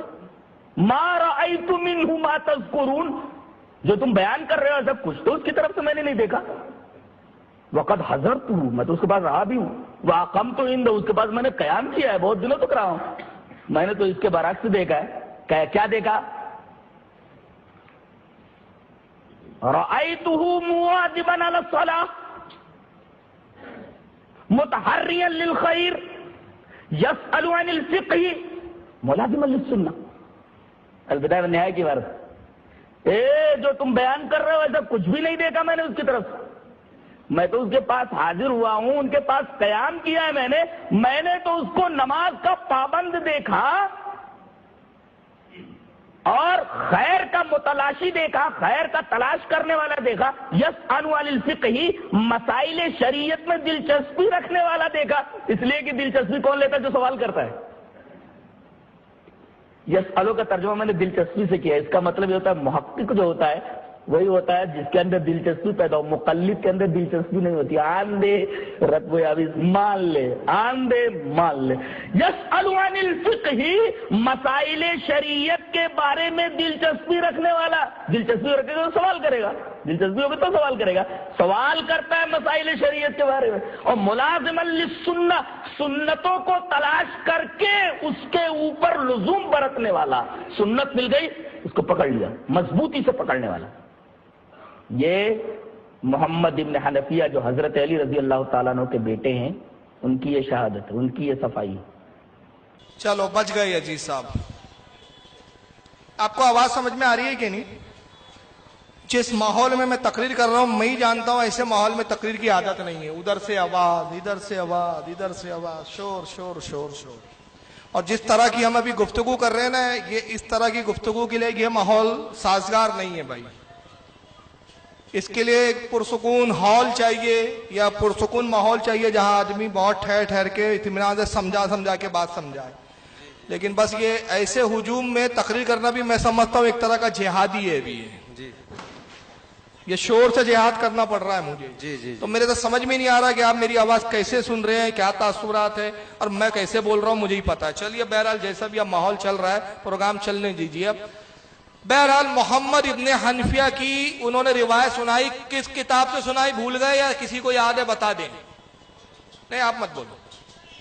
البدایہ ابن کثیر کی. ابن کثیر نے البدایہ والنہایہ زور دے رہے تھے کہ دیکھو البدایہ میں ہے، البدایہ میں. البدایہ والنہایہ میں لکھا ہوا ہے کہ محمد ابن حنفیہ کے پاس کچھ فتین قسم کے لوگ آئے اور انہوں نے یزید کی برائیاں بیان کی. کہا کہ دیکھو ہم یزید کے پاس سے آ رہے ہیں، وہ شراب پیتا، یہ ہے یہ یہ یہ. تو محمد ابن حنفیہ نے کہا کہ یہ جو تم سب بیان کر رہے ہو یہ تو میں نے یزید میں نہیں دیکھا. پہلی وجہ، میں اس کے پاس رہا ہوں، میں نے تو اس کو نماز پڑھنے والا دیکھا، خیر کا متلاشی دیکھا، سنتوں کا تلاش کرنے والا. جب سنت مل جاتی ہے سنت پر عمل پیرا ہو جاتا ہے. مسائل شرعی کا پوچھنے والا. تو یزید پھر اس کے بعد انہوں نے کہا کہ میں نے ترجمہ وہ کیا ہے مسائل شرعی کا جاننے والا، پوچھنے والا، مقلد نہیں کیا. کیوں؟ مقلد جو ہوتا ہے وہ اندھا ہوتا ہے، آن دے مان لے، رد و یابس، آن دے مان لے، تحقیق نہیں کرتا. جو بھی آ رہا ہے اس کو وہ قبول. انہوں نے یہ ہمیں الزام دیا لیکن حرکت انہوں نے خود وہی کی کہ رد و یابس، آن دے مان لے. ابھی میں بتاؤں گا کیسے آن دے اور مان لے چلا ہے. تو محمد ابن حنفیہ نے کہا میں نے تو اس میں ایسی کوئی برائی نہیں دیکھی. روایت یہاں ختم کر دی. کہا یہ محمد ابن حنفیہ جو حضرت علی کے بیٹے ان کی شہادت ہے. بات کا ٹکڑا بھی بیان کر دیتا تاکہ ابا یزید کی کچھ بارے میں وضاحت ہو جاتی. پوری روایت نہیں بیان کی اس نے. سب سے پہلی بات، روایت کے الفاظ بتا رہے ہیں کہ محمد ابن حنفیہ کس وقت کی بات کر رہے ہیں. یہ وفد جو آیا ہے یہ فتینوں کا وفد نہیں ہے، اس میں تابعی ہے اور اس وفد کے سردار حضرت عبداللہ ابن موتی. یزید کو بچانے کے لیے بڑے بڑے جلیل و قدر صحابی کو فتین بول رہا ہے. کون ہے وفد کے سردار؟ عبداللہ ابن موتی. وہ گئے دمشق کہ تاکہ پہلے یزید کے حالات دیکھے کہ یہ خلیفہ بننے لائق ہے یا نہیں.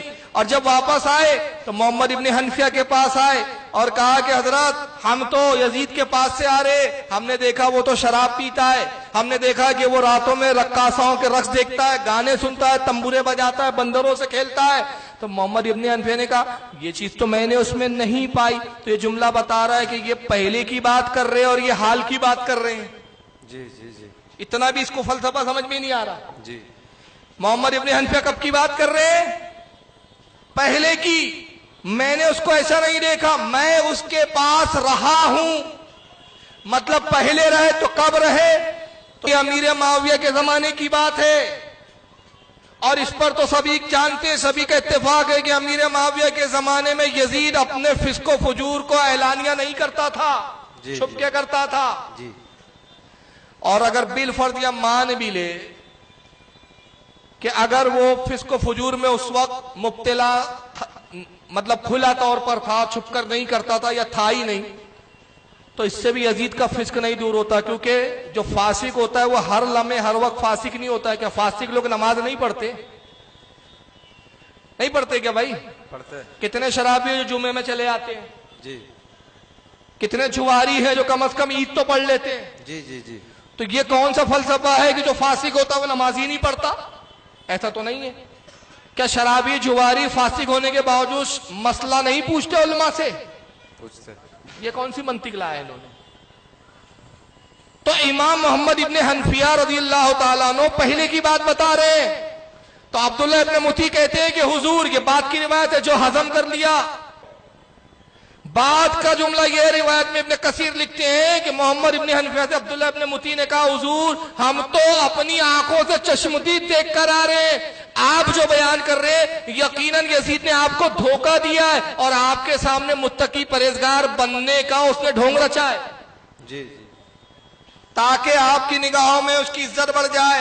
آپ کے سامنے نمازیں پڑھی, آپ کے سامنے جب گیا تو مسائل پوچھے, آپ کے سامنے سنت پر عمل کا دکھاوا کیا, تاکہ جب یہ اس کے اعمال اور معمولات دیکھ لے تو آپ مکہ اور مدینہ میں اس کے بارے میں اچھی رائے قائم کرے. اور جب لوگ دیکھیں کہ علی کا بیٹا, علی کا شہزادہ یزید کی تعریف کر رہا ہے تو لوگ یزید کی بیعت پر راضی ہو جائے. جی جی یہ اس نے مکاری کی ہے, یہ روایت میں حصہ وہ کھا گیا, وہ نہیں بیان کر رہا. جی تو محمد ابن حنفیہ نے جواب میں کہا کہ عبداللہ اگر اس نے ایسا کیا بھی ہے تو اس سے بڑا احمق نہیں, نہ میں اس کے لالچ کی وجہ سے اس کی تعریف کر سکتا ہوں, نہ اس کے خوف اس جو ہے مجھے اس کی برائی بیان کرنے سے روک سکتا ہے. یہ تو میں نے درایت کے اصول پہ ابھی بات کی.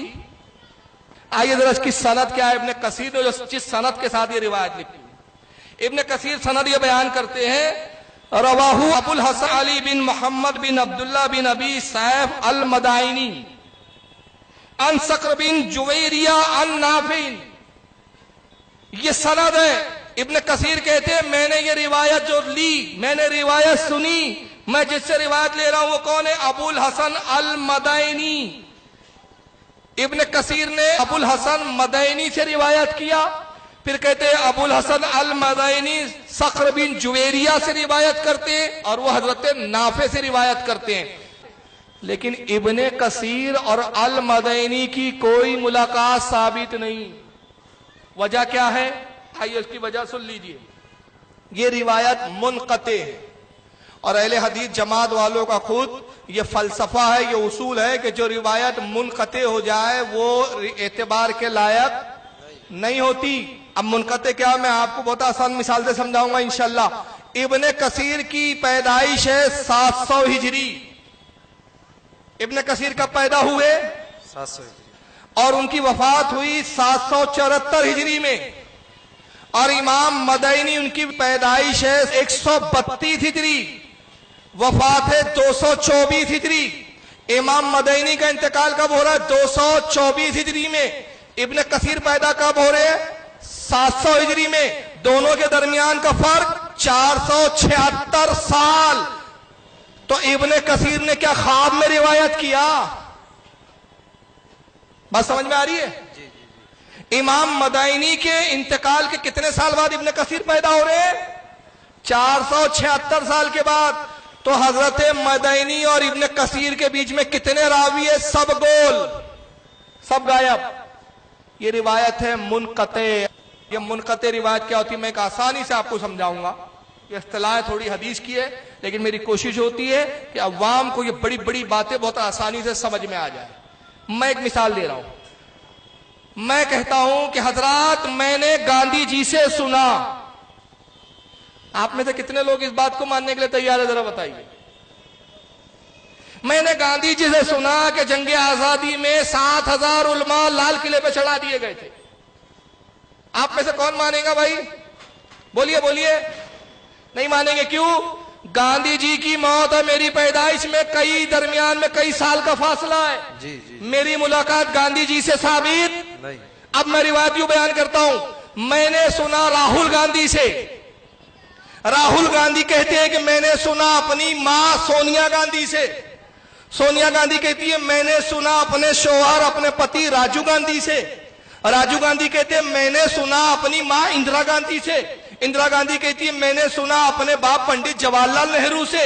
اور پنڈت جواہر لال نہرو کہتے ہیں میں نے سنا گاندھی جی سے. اب یہ روایت آپ مانیں گے کہ نہیں؟ جی جی کڑیاں ملی ہوئی ہے. جی جی یہ کڑیاں کس نے کس سے سنا کس نے کس سے. یہ روایت متصل ہے. اس کو کہتے ہیں روایت متصل. اور میں نے جیسی کہا میں نے سنا گاندھی جی سے. بیچ کے سارے راوی غائب. بھائی گاندھی جی سے مشتق یہ بات آئی کیسے؟ سارے لوگ غائب ہیں. سب راوی مجہول سب غائب سب چھو منتر. تو یہ روایت ہو گئی منقطع. ابن کثیر کہہ رہے ہیں میں نے المدینی سے سنا. اور پیدا کب ہو رہے ہیں؟ 700 ہجری میں. اور المدینی کا انتقال کب ہو رہا ہے؟ 224 ہجری میں. 476 سال کا فرق ہے. تو ابن کثیر تو ملاقات تو دور کی بات اس زمانے میں پیدا ہی نہیں ہوئے جب المدینی تھے یا انتقال ہو چکا تھا. جی تو یہ روایت قابل اعتبار نہیں. اور دوسری چیز آئیے فخر بن جویریہ کی ملاقات نافع سے ثابت ہے. لیکن ابو الحسن مدینی کی فخر بن جویریہ سے ملاقات ثابت نہیں. محدثین کہتے ہیں کہ ان سے ملاقات ہی نہیں ہوئی ان سے ملے ہی نہیں. تو ملاقات تو جب ملاقات ہی نہیں تو ان سے سما کیسے ہو سکتا ہے؟ ان سے روایت سنی ہی نہیں.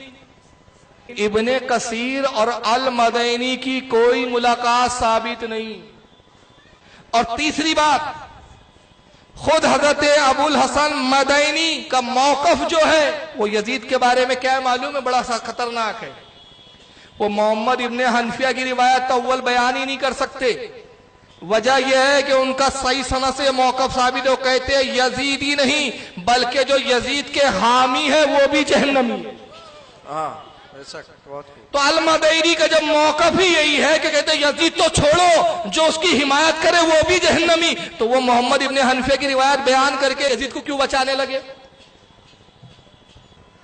اب ایک اور روایت لائی جناب نے ایسی وہ بھی ذرا سن لیجئے. کتنی مزیدار بات لاتے ہیں یہ بھی سن لیجئے آپ. حضرت زین العابدین کئی مہینوں تک وہاں ڈیرے جن کو کہا جاتا ہے کہ یہ بیمار کربلا ہیں. بیمار کربلا وہیں یزید کے پاس ہی ٹھہر گئے. جانے کا جی نہیں کہتا تھا. کہنے لگے نانا کے شہر جانا چاہتا ہوں پھر سے. بڑے اعزاز و اکرام کے ساتھ انعام و اکرام کے ساتھ حضرت یزید نے ان کو روانہ کیا. حضرت سکینہ وہیں ٹھہر گئی. حضرت سکینہ وہیں ٹھہر گئی. اور آپ کو سن کر حیرت ہوگی کہ ان کا مقبرہ بھی وہیں ہے. اور آپ کو سن کر حیرت ہوگی کہ ان کا مقبرہ بھی وہیں ہے. بتاؤ یہ تھے حضرت یزید رحمت اللہ علیہ. یہ تھے حضرت یزید لعنت اللہ علیہ. ایسا امام زین العابدین کا جانے کا جی نہیں چاہ رہا. یزید اتنا پسند آ گیا. حضرت سکینہ تو جانے کا جی نہیں چاہتا. حضرت سکینہ گئی نہیں وہیں انتقال ہوا. قبر بھی وہی ہے. حیرت ہوں گی آپ کو. ہمیں تو حیرت یہ ہوئی کہ دھڑلے تو جھوٹ بولتے وقت ابلیس بھی شرما جائے. میرے بچوں تم نے تو مجھ سے بھی زیادہ ترقی کر لی ہے. اتنا بے باکی سے ممبر پہ تو میں بھی جھوٹ نہیں بولتا تھا. تم جتنے بے باکی سے بول دیتے ہو. حضرت سکینہ وہیں ٹھہر گئی. کون تھی حضرت سکینہ بھائی؟ کون تھی؟ ارے بولیے مجمع بولے آپ نہ بولے بھائی. ایسے چو کا کوئی ممبر نہ بولے کیونکہ ایسے جو کہ سارے جو ممبر سامنے بیٹھ جاتے ہیں نا یہ جتنا تقریر میں نہیں سنتے اس سے زیادہ روم پہ سنتے ہیں یہ لوگ. کون تھی حضرت سکینہ؟ حضرت امام حسین کی صاحبزادی. میدان کربلا میں شریک تھی موجود تھی. 6 سال کی یا 8 سال کی عمر ہے. یزید اتنا پسند آ گیا کہ حضرت سکینہ تو جانا ہی نہیں چاہتی. کتنا بڑا کمینہ پن ہے یار کہ جس کے باپ کے جسم پر گھوڑے دوڑائے گئے ہو، جس کی نگاہوں کے سامنے جس یزید کے حکم سے، جس یزید مردود کی فوج نے جس کے بھائیوں کو شہید کیا ہو، جس کے چچا کے بازو کاٹے گئے ہو، وہ یزید جیسے شخص کو پسند کر سکتی ہے؟ جھوٹ بولتے ہوئے شرم نہیں آتی تم کو یار؟ امام زین العابدین کہتے ہیں نانا کے گھر جانے کا دل نہیں چاہ رہا ہے۔ واہ واہ واہ، تیرے امی نے گڑی تھی کہ روایت؟ اپنی بہن حضرت فاطمہ صغرا کو مدینے میں چھوڑا ہے امام زین العابدین، بیمار تھی وہ اس لیے ساتھ میں نہ جا سکی۔ بہن کی فکر نہیں ہے امام کو، نانا کی قبر کی یاد نہیں آ رہی ہے، حضرت دادی فاطمہ الزہرا کی مزار یاد نہیں آ رہی ہے، مدینہ بھول گئے، یزید کا دربار اتنا پسند آ گیا۔ تاریخ یہ نہیں ہے، تاریخ تو یہ ہے کہ حضرت امام زین العابدین کو نظر بند کر دیا تھا یزید نے، کئی دن نظر بند رکھا، اور ایک دن امام زین العابدین نے اس کے پاس یہ پیغام پہنچایا کہ مجھے جمعے کے دن خطبہ کہنے کی اجازت دے، میں عوام سے کچھ خطاب کرنا چاہتا ہوں، کچھ بات کرنا چاہتا ہوں، کم از کم اتنی تو اجازت دے دے۔ یزید نے کہا ٹھیک ہے، یہ جو جمعہ آ رہا ہے جمعے میں آپ ہی خطاب کیجئے، آپ خطبہ دیجئے۔ امام زین العابدین ممبر پر آئے، اہل دمشق مسجد میں کھچا کھچ مجمع بھرا ہوا، اہل دمشق بیٹھے ہوئے، اب ممبر پر آئے، اللہ کی حمد و ثنا بیان کی، نبی پہ درود بھیجا، اور اس کے بعد فرمایا لوگوں جو جانتا ہے وہ جان لے، جو نہیں جانتا وہ بھی جان لے، میں علی بن حسین ہوں جسے زین العابدین کہتے ہیں، میں حسین کا شہزادہ، حسین کا بیٹا، علی مرتضیٰ کا پوتا ہوں، میں وہ ہوں کہ جس نے اپنے باپ کو کربلا میں کٹے ہوئے دیکھا، میں وہ ہوں جس نے اپنے بھائی کے لاشے کو تڑپتے ہوئے دیکھا، میں وہ ہوں جس نے اپنے چچا عباس علمبردار کے بازو کو کٹے ہوئے دیکھا۔ داستان کربلا امام زین العابدین نے بیان کرنی شروع کی، مسجد میں قرآن مچ گیا، لوگ کپڑے پھاڑنے لگے، آؤ فگا کرنے لگے، مسجد جو ہے آؤ فگا اور رونے والوں کی آوازوں سے گونج اٹھی۔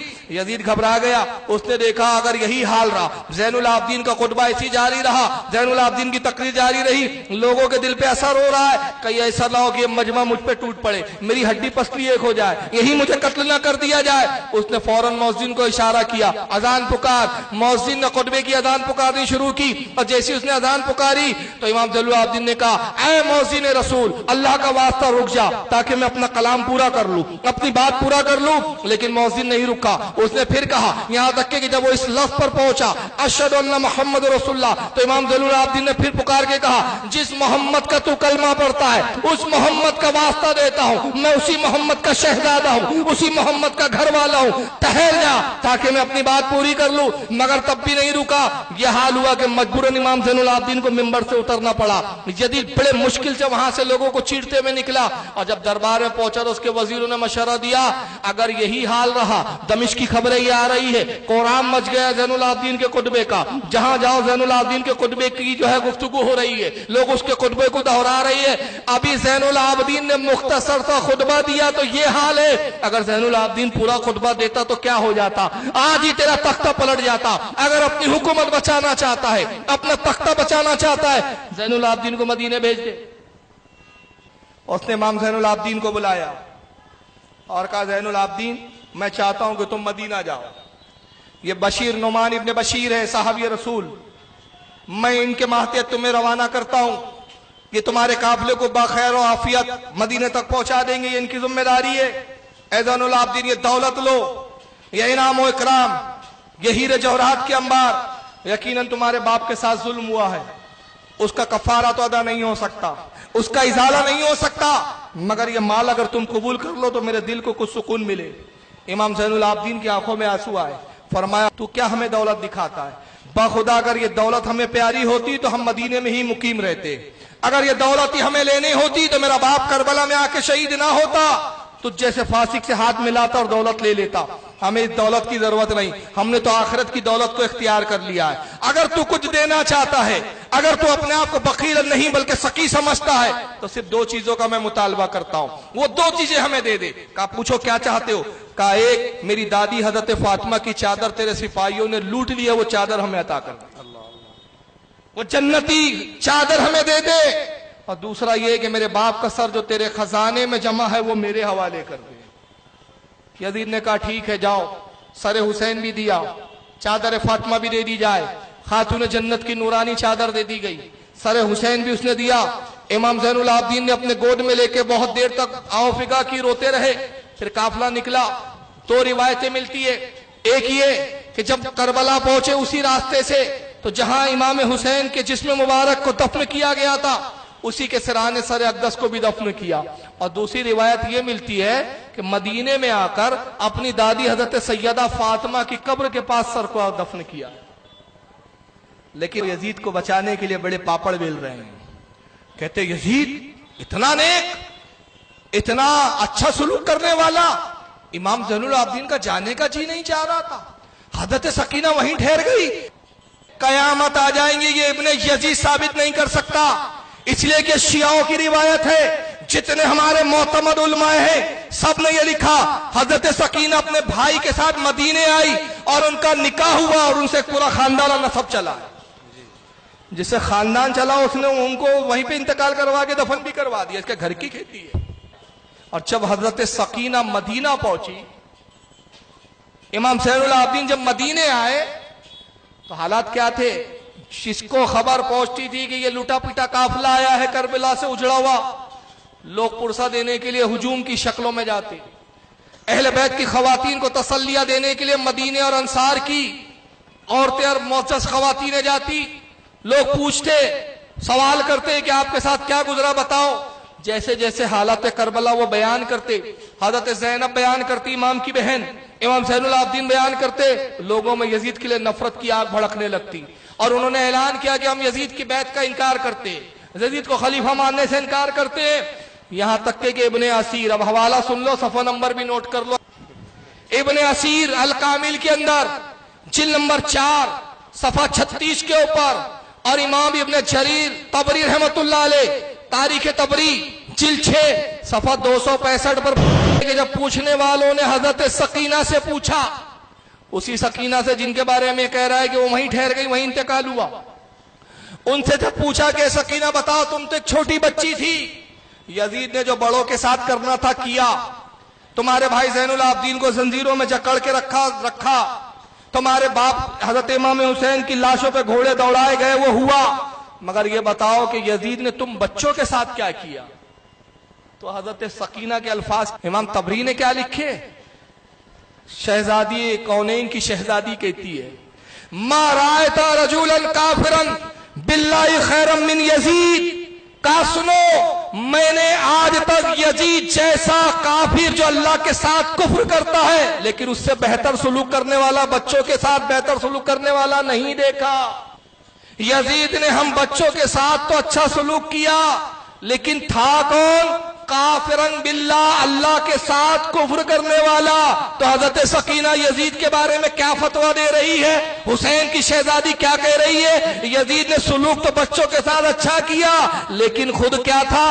काफिर था। तो जिसको हुसैन की शहजादी काफिर कह दे तो ऐसे जल्लू जैसे करोड़ मिलकर उसको मुसलमान साबित नहीं कर सकते। बिल्कुल, बेशक बेशक बेशक। फतवा हुसैन के घर का माना जाएगा, इन खबीसों का माना नहीं जाएगा। क्या जुमले हैं? मार आए था, मैंने नहीं देखा, और रजूलन किसी ऐसे शख्स को, काफिरन बिल्लाह जो अल्लाह के साथ तो कुफ्र करता है, अल्लाह की नाफरमानियां करके काफिर हो गया, मगर क्या खैरम मिन यजीद, यजीद जैसा जो हमारे साथ खैर का सुलूक करता था। सुलूक तो अच्छा किया, लेकिन था कौन? काफिर। और फिर तारीख को ऐसा बदला कि यजीद जब मरा तो उसकी भी एक दास्तान इसने गढ़ी। कहा कि साहब जब यजीद साहब मरे तो उनकी मकबूलियत का ये आलम था कि कांधों पर ले जाया गया यजीद को। साहब कांधों पर नहीं बल्कि हाथों में उठाकर। आइए जरा उसकी जबानी सुन लीजिए आप। जनाब फारूक रजवी साहब एक क्लिप में मुझ पर एतराज करते हुए ये फरमाते हैं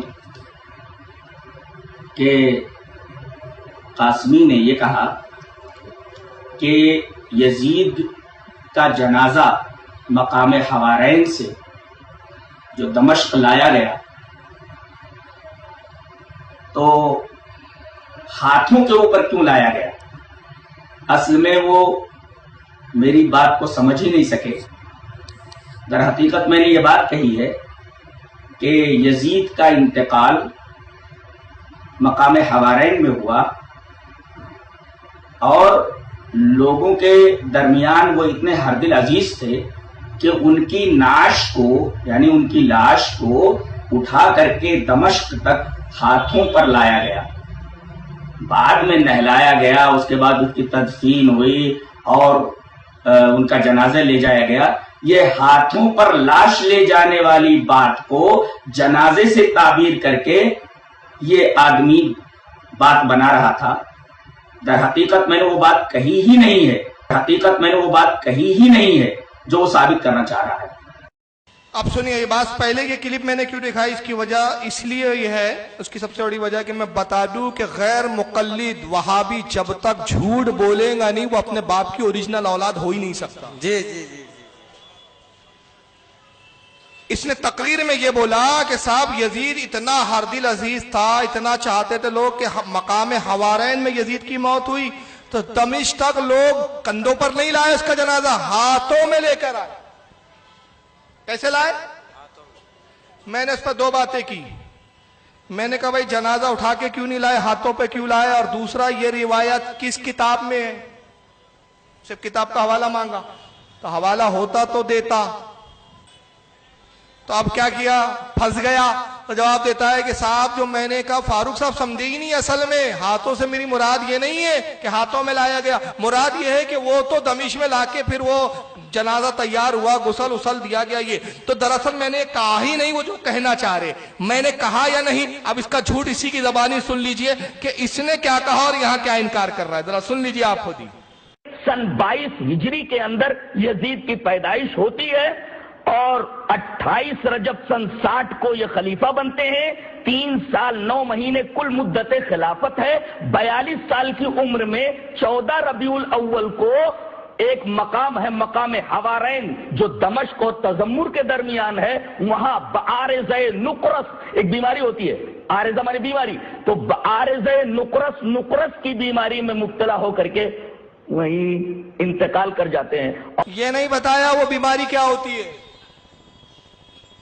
وہ بتا دیتا تو ابا یزید کی پول کھل جائے، کیونکہ ابا جان یزید اچھی موت نہیں مرے، بہت ہی ذلیل ہو کر مرے، اور اس کی موت کو لے کے بڑی عجیب عجیب روایتیں الگ الگ ہے۔ ابن کثیر جس کی وہ البدایہ کا حوالہ دے رہا تھا، یہاں نہیں لیا البدایہ کو اس نے، کیونکہ اس کے خلاف تھی۔ البدایہ بڑے بار بار یاد آ رہی تھی اس کو محمد ابن حنفیہ کی روایت کے لیے، یہاں البدایہ یاد نہیں آئی۔ کیوں؟ البدایہ میں ابن کثیر لکھتے ہیں اس کا ایک بندر تھا ابو خالد، اس نے اس کو کاٹ لیا تھا، اس کے کاٹنے سے اس کی موت ہوئی۔ بندر سے مرا، بندر سے مرا بندر، یہ ابن کثیر لکھ رہے ہیں۔ پھر اور بھی روایتیں آتی ہے، ایک ہی آتی ہے روایت کہ جنگل گیا شکار کے لیے یزید، ہرن کا پیچھا کیا، ہرن تو غائب ہو گیا نگاہوں سے، یہ بھٹک گیا، اب پانی کرتا تھا، پانی کی تلاش میں پیاسا جنگل میں بھٹک بھٹک کے پیاسا ہی یہ مر گیا۔ جہاں بھی مرا، جیسے بھی مرا، اچھی موت نہیں مرا۔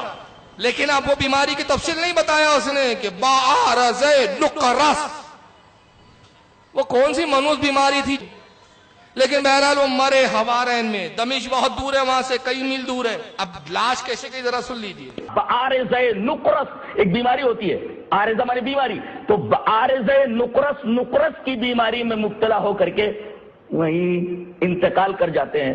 اور جوش عقیدت اور محبت دیکھیے لوگوں کا کہ دمشق تک ان کی نعش کو ہاتھوں پر لوگ لائے، کسی چیز پر اٹھا کر نہیں، ہاتھوں کے اوپر لائے۔ جوش عقیدت اور محبت دیکھیے لوگوں کا کہ دمشق تک ان کی نعش کو ہاتھوں پر لوگ لائے، کسی چیز پر اٹھا کر نہیں، ہاتھوں کے اوپر لائے۔ بتائیے ایک غلط کار آدمی کے ساتھ اس طریقے کی عقیدت کا اظہار کیا جانا،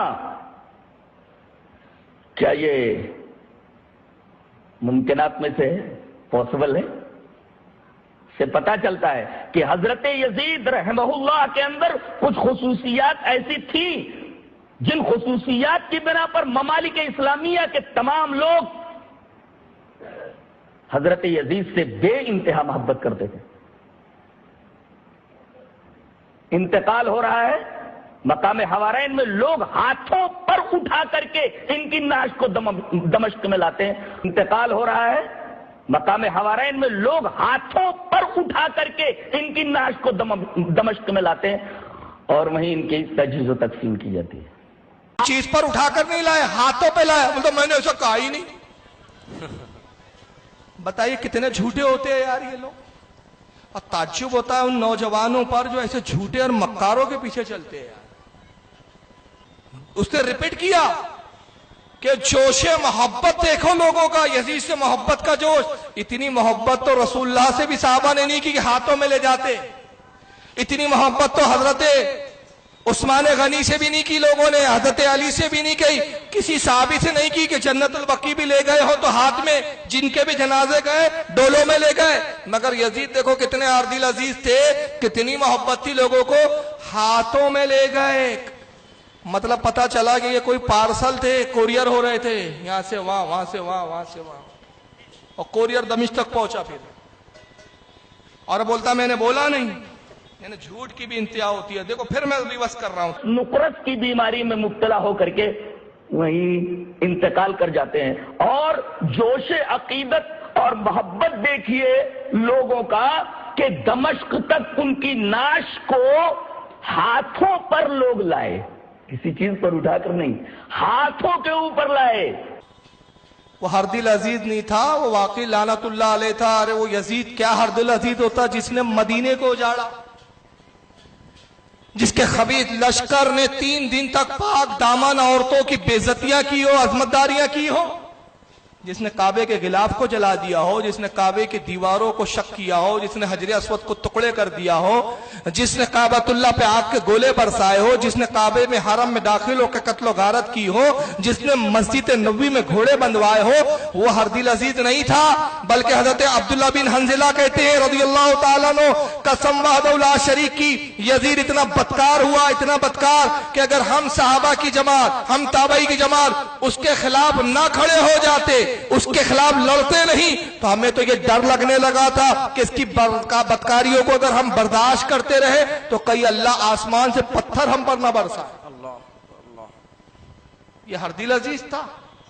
میں نے اس کے بعد پھر ایک مذاق میں جملہ کہا تھا، ڈوبتے ہوئے کو تنکے کا سہارا. میں نے کہا جناب وہ چھوڑیے، ہردل عزیز تھا نہیں تھا ہمیں اس سے کوئی غرض نہیں کہ آپ کے ابا یزید کندھوں پر آئے کہ سائیکل پر آئے کہ رکشے میں آئے کہ کیسے آئے کہ ہاتھوں میں آئے. ہمیں نہیں اس سے غرض کہ پارسل پہنچا کیسے حوارین سے دمشق تک. میرا صرف ایک مطالبہ ہے. مطالبہ کیا تھا؟ یہ روایت کہ یزید کی لاش کو ہاتھوں میں لے جایا گیا کس کتاب میں ہے؟ یہ مطالبہ غلط ہے میرا. میں نے کہا کس کتاب میں؟ کسی کتاب میں نہیں. یہ روایت تو نے گڑی اور اس کی سند یہ ہے. تو اب میں نے سند کیسے پڑھی ذرا سن لیجیے. آڈیو میں وہ کیسٹ پہ آپ کو ملے گا. ان امی ہے، ان ابی ہے، یہ میرے جملے ہے. گڑا اس کی ماں نے، اس کی ماں سے سنا، اس کے باپ نے، اور اپنے باپ سے اس نے سنا.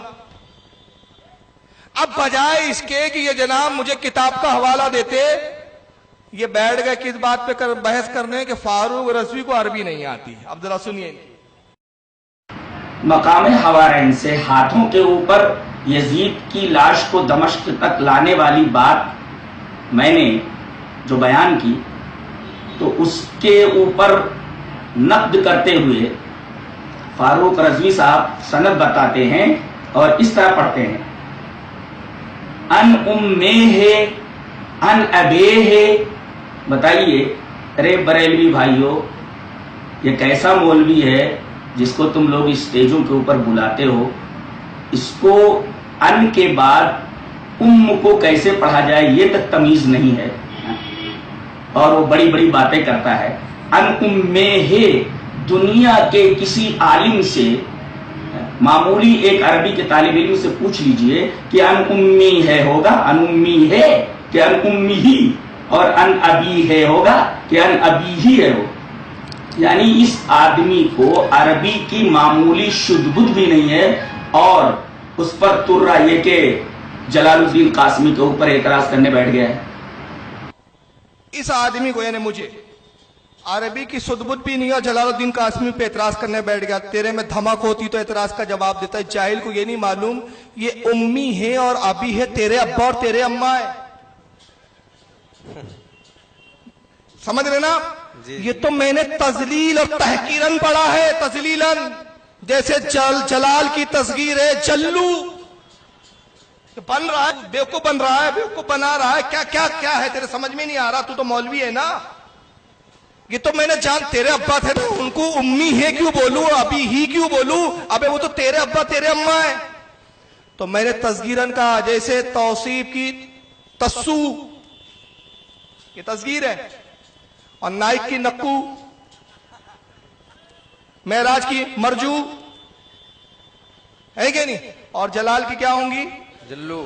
جلو. تو یہ تصغیر ہے بھائی. تو تیرے ابا تھے تیرے اماں تھے تو میں کائے کو امی ہی کہوں اور ابھی ہی کہوں؟ ابھی ہے اور امی ہے. مگر جناب اس سے میرے سوال اور اعتراض کا جواب تو نہیں ہوا. میرا دعویٰ فن کرت کا نہیں ہے. میں نے جلو صاحب آپ کو کب کہا کہ آئیے کرت کا مقابلہ کریں؟ میں نے تو آپ سے حوالہ مانگا اور آپ کی سٹی بٹی گم ہو گئی. آپ آگے چکر میں اب کیسے بچنا, کیسے اس کو عربی نہیں آتی.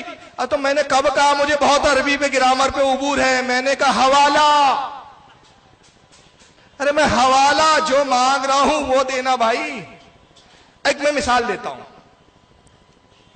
ایک کیس چل رہا ہے کورٹ میں, جج صاحب بیٹھے ہوئے. میں نے ایک مجرم کو پیش کیا اور کہا میلاد اس نے میرے گھر میں چوری کی, یہی چور ہے, یہی ڈیکو ہے. کیا کہہ رہا ہوں میں؟ چور کو میں بول رہا ہوں چور.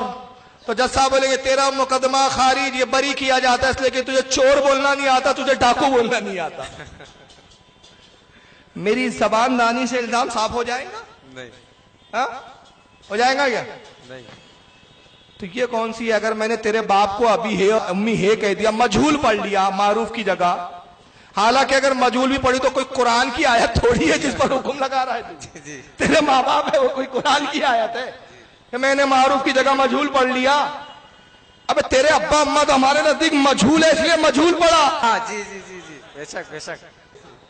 تو میرے نزدیک تو تیرے ماں باپ ہی مجہول ہے تو اس لیے مجہول ہی پڑھا. تو امی ہی کی جگہ میں نے امی ہے جان بوجھ کے پڑھا اور تذکیر کے ساتھ پڑھا. تو تجھے سمجھ میں نہیں آ رہا تو عالم ہے کہ فاروق رضوی یہ تذکیرن تیرے باپ اور ماں کا نام لے رہا ہے. اگر تجھ میں جرأت ہوتی تو زبان دانی کی بات نہیں کرتا, حوالہ پیش کرتا. جی جی جی. مگر چونکہ اب تو نے زبان دانی کی بات کی ہے تو تیری جماعت کی بھی کچھ زبان دانی سنا دو اور تیری بھی سنا دوں کہ تو کتنا زبان کا ماہر ہے. آئیے ذرا سنیے. توصیف الرحمان سعودیہ کے مولوی. اب ذرا ایک ایک لفظ میں روک روک کے سناتا جاؤں گا. ان کی اردو کا یہ حال ہے تو عربی کا تو اللہ ہی مالک ہے. انڈیا پاکستان میں آج سب سے بڑی پٹی ہی یہی پڑھائی جاتی ہے کہ ڈائریکٹ قرآن نہ پڑھنا, کہ ڈائریکٹ قرآن نہ پڑھنا. پاکستان اور انڈیا میں ایک ہی پٹی پڑھائی جاتی ہے, ڈائریکٹ. ڈائریکٹ ہے کہ ڈریک ہے؟ ڈائریکٹ. زبان دانی پہ اگر ہم بھی بات کرنے آ جائے تو ہم بھی ہزاروں باتیں پکڑ سکتے ہیں, لیکن یاد رکھیے یہ اچکوں کی نشانی ہے. جی جی جی. کہ موضوع سے ہٹ کر فضول باتوں پہ جواب دینا یہ کس کی نشانی ہے؟ اچکے چھچوروں کی. آپ میری پوری تقریر تو سن رہے ہیں, ایک جملہ ایک تقریر کا ایسا حصہ بتا دو جو ان کے اعتراض پر میں نے فضول باتیں کر کے وقت برباد کیا ہو. میں تو اپنے ایک منٹ کو دیکھ رہا ہوں کہ کتنا منٹ قیمتی ہے کہ میں آپ کو اتنی دیر میں کیا بتاؤں اور کیا نہ بتاؤں. یہ چھچوروں کی نشانی ہے کہ چھچورا آدمی اپنی بات کا جب جواب نہیں دے پاتا ہے تو چکی باتیں کرتا ہے. ایک مولانا صاحب کے بعد ایک شخص آیا اور اس نے کہا حضرات آپ نے تقریر میں آج یہ بیان کیا ہے, اس کا حوالہ کہاں ہے؟ اب مولوی صاحب کے بعد حوالہ نہیں تھا. مولوی صاحب نے کہا ابے ایک آستین سیدھی کرتے کو کپڑے پہننے کا سلیقہ نہیں, حوالہ پوچھنے آیا. تو پتا چل گیا کہ مولانا صاحب خالی ڈبہ ہے اس لیے اب کپڑوں پہ آ گئے ہیں. تو یہ کہتے ہیں ڈریک قرآن نہیں پڑھنا. جناب وہ ڈریک نہیں ہوتا, وہ ڈائریکٹ ہوتا ہے. کہا جاتا ہے یا نہیں, آپ قرآن نہیں سمجھ سکتے. قرآن سمجھنے کے لیے 15 علوم کی ضرورت ہے. 15 علوم کی ضرورت ہے. بھائی یہ علوم ہے کہ علوم ہے؟ علوم. اس کا ہی علوم خراب ہے. جس کو علوم اور علوم میں فرق نہ معلوم ہو وہ مولانا ہے. پھر مجھے بھی تو بولنا آتا ہے نا. جی جی جی. زبان تو ہم بھی رکھتے ہیں. اگر تم بنتے ہو تو پھر ہم کو بھی تمہیں بتانا آتا ہے. مولا ذکریہ صاحب بھی لکھتے ہیں کہ قرآن سمجھنے کے لیے 15 علوم کی ضرورت ہے. یہ جو فوت ہو گئے، قبر میں دفن ہو گئے، استنجا کرنے کے قابل نہیں تھے، استنجا کرنے کے قابل نہیں تھے. یہ استنجا ہے کہ استنجا ہے؟ اتنا بڑا استنجا تو کسی نے نہیں کیا آج تک. یہ اتنا عام جملہ ہے کہ عوام بولتی ہے بھائی استنجا خانہ کدھر ہے، بھائی استنجا کر کے آ رہا. اس کو استنجا بول رہا ہے. جس کا استنجا کا نام ہو. اب زبان دانی کی بات ہے تو ہمارے پاس بھی میرے پاس تو اتنے میں بھی جھلک دکھا رہا ہوں، وقت نہیں ہے. اگر صرف ان کی زبان دانی کے جمع کروں نا تو 1.5 گھنٹے 2 گھنٹے کی ایک DVD بن جائے.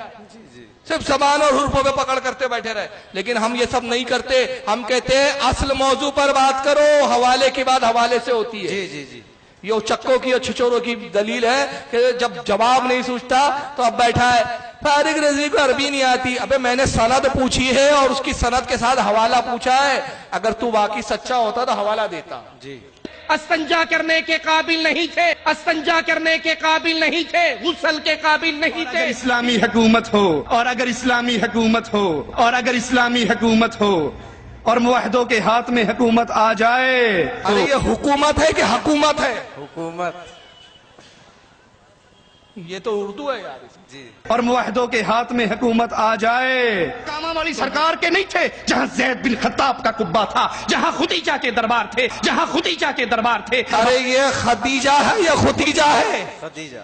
یہ نبی کی اہلیہ، نبی کی زوجے، ہماری ماں کا نام ڈھنگ سے نہیں لے سک رہا. کیا بول رہا؟ کہہ رہے خدیجہ. کیا بول رہا ہے وہ؟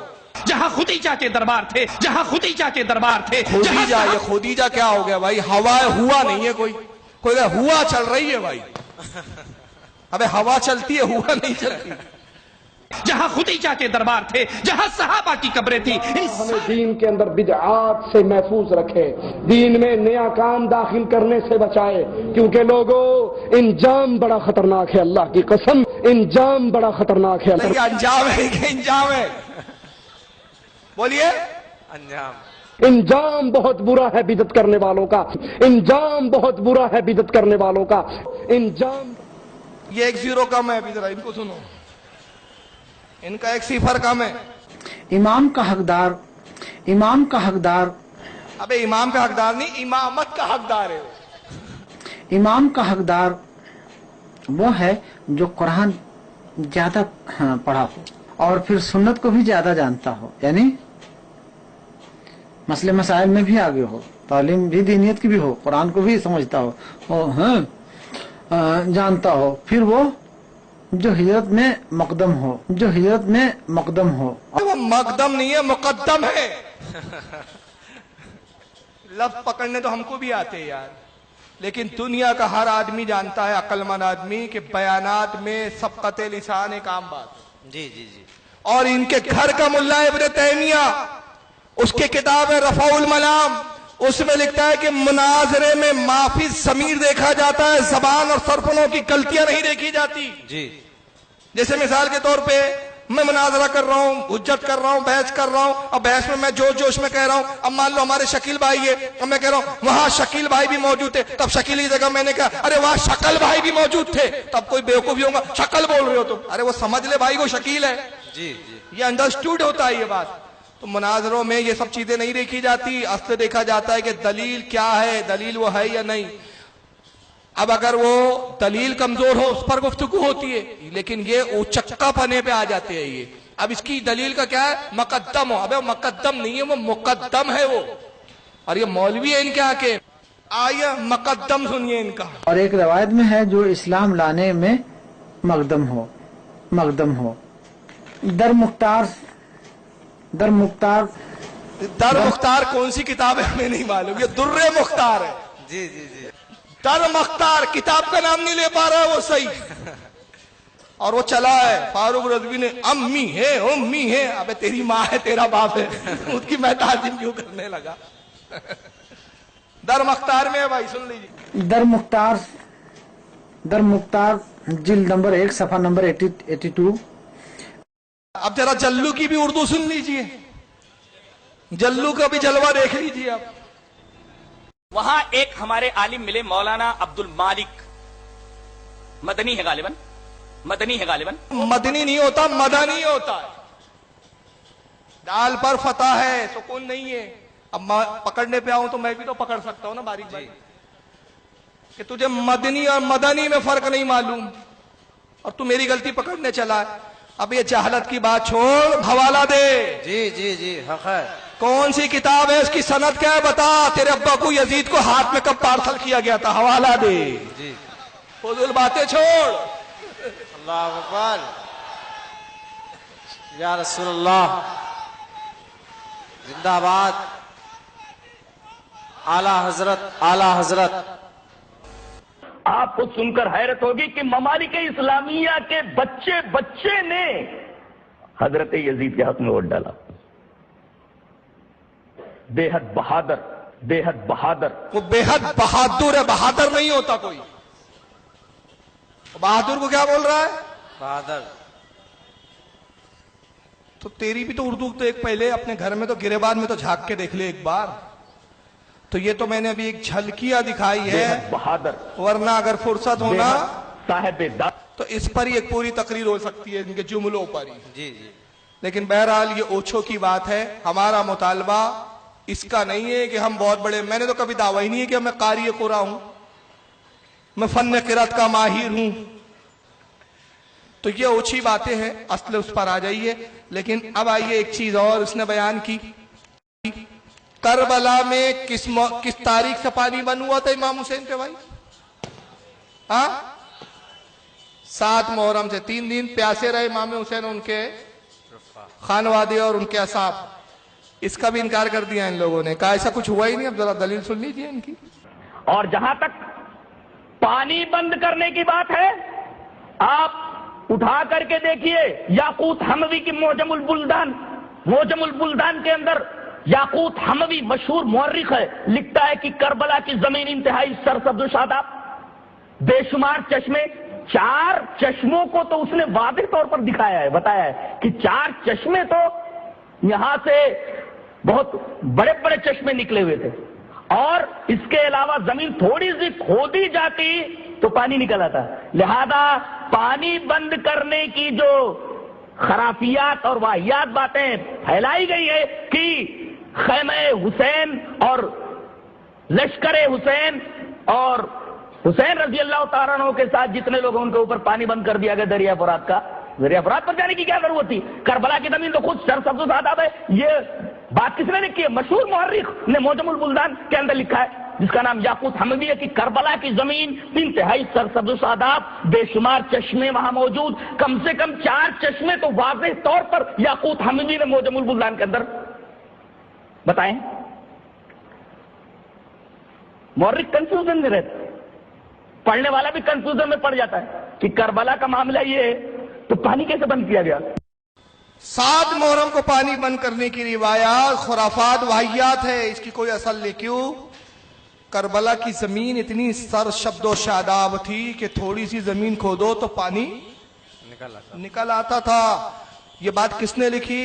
مشہور مورخ یاقوت حموی نے، جس کا پورا نام ہے شہاب الدین ابو عبداللہ یاقوت حموی. اس نے اپنی کتاب معجم البلدان کے اندر یہ بات لکھی کہ کربلا کی زمین بڑی سرسبز و شاداب تھی، تھوڑی سی زمین کھودو پانی نکل آتا تھا. اور بے شمار چشمے تھے کربلا میں. کتنے چشمے تھے؟ بے شمار. بے شمار گن نہیں سکتے آپ اس کو. بے شمار یعنی جس میں شماری میں ہی نہیں ہے. جی 4 چشموں کے تو نام بھی بتائے اس نے. تو یہ اس سے پتا چلتا ہے اس کتاب کے حوالے سے کہ یہ جو واقعات میں یہ پھیلایا گیا، یہ خرافات بتائی گئی کہ صاحب خیمہ حسین پہ پانی بند کیا گیا، لشکر حسین پر پانی بند کیا، اس کی کوئی حقیقت نہیں. اس پر میں نے آبجیکشن لیا اپنی تقریر میں. 2 باتیں، وہی آبجیکشن جو وہاں لیا تھا ابھی آپ سے پوچھ رہا ہوں. معجم البلدان، یہ پورے مجمع میں سے کوئی بھی شخص جس نے دیکھا ہو وہ ہاتھ اٹھائے. معجم البلدان یہ کتاب اگر مجمع میں سے کسی نے دیکھا ہو تو ہاتھ اٹھا دیں. دیکھا ہے کسی نے؟ ہاں دیکھا ہے کیا بھائی؟ ارے دیکھا ہو تو ہاتھ اٹھا دو. ہاں نہیں دیکھا. اس کا مطلب ہے کتنی غیر معروف کتاب ہے کہ عوام الناس میں اس کتاب کو زیادہ لوگ جانتے بھی. میں نے یہی کہ عوام سے پوچھا، عوام میں نے کہا بھائی کتنے لوگ معجم البلدان کو جانتے ہیں؟ کسی نے نہیں اٹھایا. یہ میرا سوالیہ انداز تھا.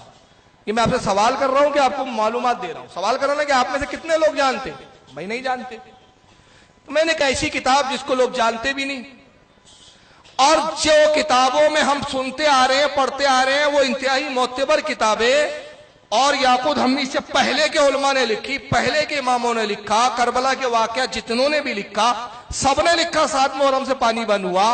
تو یاقوت حموی کی کتاب کا کیا معیار؟ پھر دوسرا میں نے سوال کیا کہ یاقوت حموی کا وصال ہوا 626 ہجری میں. کب ہوا ہے؟ 626. اور امام حسین کی شہادت کب ہوئی ہے؟ 61 ہجری میں. تو یاقوت حموی امام حسین کے کتنے سال کے بعد پیدا ہوا ہے؟ کتنے سال کے بعد آئے ہیں؟ موٹا موٹا پکڑ لو 600. میں نے کہا امام حسین کے زمانے میں چشمے تھے، اور یاقوت حموی 600 سال کے بعد آیا. اس وقت تک چشمے تھے تو امام حسین سے لے کر 600 سال تک رہے، اور اس کے بعد وہ چشمے اچانک کہاں غائب ہو گئے؟ وہ آسمان پہ اٹھا لیے گئے. بھائی امام حسین کی شہادت کے 600 سال بعد تک ہے. یاقوت حموی ان چشموں کو دیکھ کر لکھ رہا ہے کہ یہ بے شمار چشمے ہیں. 4 چشموں کے نام بھی بتا رہا ہے. اور پھر یاقوت حموی کہہ رہے کہ 4 چشمے جو کربلا میں موجود ہے، زمین شرد و شاداب ہے، تھوڑی سی کھودو پانی نکلتا ہے. تو میں نے کہا 600 سال تک شہادت حسین کے 600 سال تک زمین سر شبد و شاداب رہی، پانی نکلتا رہا تھوڑے سے کھودنے پر. حالانکہ یہ بمبئی کی زمین سمندر کے کنارے ہے، تھوڑا سا کھودو تو پانی اس میں بھی نہیں نکلتا، کم سے کم 4-5 فٹ گھسنا پڑتا ہے زمین میں. لیکن یہ کیا کہہ رہا ہے؟ تھوڑی سی کھودو پانی نکل آتا تھا، اتنی سر شبد و شاداب زمین. تو میں نے کہا یہ 600 سال کے بعد اچانک بنجر کیسے بنی؟ وہ کون سی تاریخ کی کتاب میں لکھا ہے کہ کب کون سا عذاب آیا جس سے چشمے آسمان میں غائب ہو گئے، زمین بنجر بن گئی؟ سیدھا اس نے جواب دینا تھا کہ صاحب دیکھو یہ کتاب میں آیا ہے. جواب کیا دیا اس نے؟ اب ذرا اس کا جواب سنیے. سامعین کرام، ابھی یوٹیوب کے اوپر فاروق رضوی کی ایک تقریر نظر آئی، جس میں اس نے میری ایک تقریر واقعہ کربلا کا حقیقی پس منظر، جس میں میں نے یہ کہا تھا کہ یاقوت حموی نے اپنی کتاب معجم البلدان میں یہ لکھا ہے کہ کربلا میں 4 چشمے، لہذا حسینی لشکر پر پانی کی پابندی کی بات یہ کوئی تاریخی حقیقت نہیں ہے. فاروق رضوی نے اس کے اوپر یہ اعتراض کیا ہے، اور یہ تقریر اس نے UK میں کرتے ہوئے یہ کہا کہ کیا آپ لوگوں نے کبھی معجم البلدان کا نام سنا ہے؟ اس کا یہ مطلب نکالا جا سکتا ہے کہ وہ یہ کہنا چاہتا ہے کہ معجم البلدان جو یاقوت حموی کی کتاب ہے، اس نام کی کوئی کتاب دنیا میں موجود ہی نہیں ہے. میں آپ کو بتانا چاہتا ہوں کہ یاقوت حموی کی یہ کتاب معجم البلدان اس وقت انٹرنیٹ کے اوپر بھی 7 مجلدات میں 7 ویلیومز کے اندر موجود ہے، اور اس کی دوسری صورت اس طریقے سے ہے، تیسری صورت اس طریقے کی ہے، اور یہ لکھا ہوا ہے معجم البلدان لیاقوت حموی. گویا ایک تاریخی حقیقت ہے کہ معجم البلدان یاقوت حموی ہی کی کتاب ہے. اب اگر فاروق رضوی کو، جو پڑھا لکھا آدمی نہیں ہے، اس کو عربی کی اس کتاب کے بارے میں اگر علم نہ ہو تو اس کے بارے میں ہم کیا ریمارک دے سکتے ہیں یا کیا تبصرہ کر سکتے ہیں؟ اس کے بعد یہ کہتا ہے کہ میدان کربلا میں 4 چشموں کی جو بات کہی گئی ہے کہ وہاں 4 چشمے موجود تھے، یہ روایت ضعیف ہے. ارے اللہ کے بندے، یہ موجم البلدان کوئی حدیث کی کتاب نہیں ہے. یہ بندہ سمجھ رہا ہے کہ وہ ایک حدیث کی کتاب ہے. یہ جغرافی کی ایک کتاب ہے. یہ جغرافی کی ایک کتاب ہے. اور موجم البلدان کا مطلب ہوتا ہے دا ڈکشنری آف کنٹریز. اس میں ملکوں کی تاریخ بیان کی گئی ہے، اور یہ ایک جغرافیکل اور جغرافیائی انسائکلوپیڈیا ہے، جو کوئی حدیث کی کتاب نہیں ہے کہ اس پر حکم لگایا جائے کہ یہ حدیث ضعیف ہے. کہتا ہے فاروق رضوی نے میری اس بات پر، تقریر کے اس حصے پر کمنٹس کیا ہے کہ میں نے اپنی تقریر میں یہ کہا کہ کربلا میں 7 محرم الحرام کو پانی بند ہوا، اس کی کوئی تاریخی حقیقت نہیں ہے. اور یہ بات یاقوت حموی نے اپنی کتاب موجم البلدان میں لکھی کہ وہاں بے شمار چشمے تھے. تو فاروق رضوی کہتا ہے کہ کہتا ہے کہ کیا یہ کتاب آپ نے دیکھی؟ کس سے پوچھ رہا ہوں میں؟ پبلک سے. بتانے کا مقصد یہ کہ پبلک نے اس کتاب کو نہیں دیکھا، پبلک اس کتاب کو نہیں جانتی، بہت ہی غیر معروف کتاب ہے. اب اگر فاروق رضوی نے موجم البلدان اس عربی کتاب کو نہیں دیکھا تو اس پر کیا ریمارک دیا جا سکتا ہے؟ اس کی اس وقت انٹرنیٹ پر وہ 3 طریقے سے موجود ہے. اس نے 3 بھکاری والے 3 پیج لائے جیروکس والے، جس سے پتا چلا کہ اوریجنل موجم البلدان اس نے بھی نہیں دیکھی ہے. 3 کسی نے اس کو خیرات میں زیروکس نکال کے دے دیا نیٹ سے، کہا ایک اس طرح مجلہ صورت میں ہے، دوسری یہ، تیسری یہ، اور بیٹا چوتھی میرے پاس اوریجنل ہے. تو نے تو خود دیکھا ہی نہیں اس کتاب کو. میں نے دیکھا نہیں، میرے پاس موجود ہے یہ. اور یہ چھپا کہاں سے؟ بیروت کا چھپا ہوا نسخہ ہے. وہ 3 خیراتی پیج دکھا کے کہہ رہا ہے ایک ایسی ہے، ایک ایسی ہے، چوتھی ایسی ہے. تو اب اگر فاروق رضوی نے اس کو دیکھا نہیں ہے تو ہم کیا کہہ سکتے ہیں؟ تو یاقوت حموی نے کہا، اور فاروق رضوی کہتا ہے کہ اس روایت کی کیا حیثیت ہے؟ تو اس بیچارے کو معلوم نہیں، حدیث کی کتاب نہیں ہے، جغرافیہ کی کتاب ہے. اللہ کا شکر ہے تو نے مان لیا کہ یہ کتاب نہ تاریخ کی ہے نہ حدیث کی. کس کی کتاب ہے؟ اور جغرافی کی کتاب سے تاریخ کے واقعے کو رد کر رہا ہے یہ. تو اس سے اہل حدیث کی اوقات پتہ چلی کہ اپنے عقیدے کو ثابت کرنے کے لیے اب حدیث تاریخ نہیں ملی، جغرافیہ کی کتاب ملی ہے اس کو.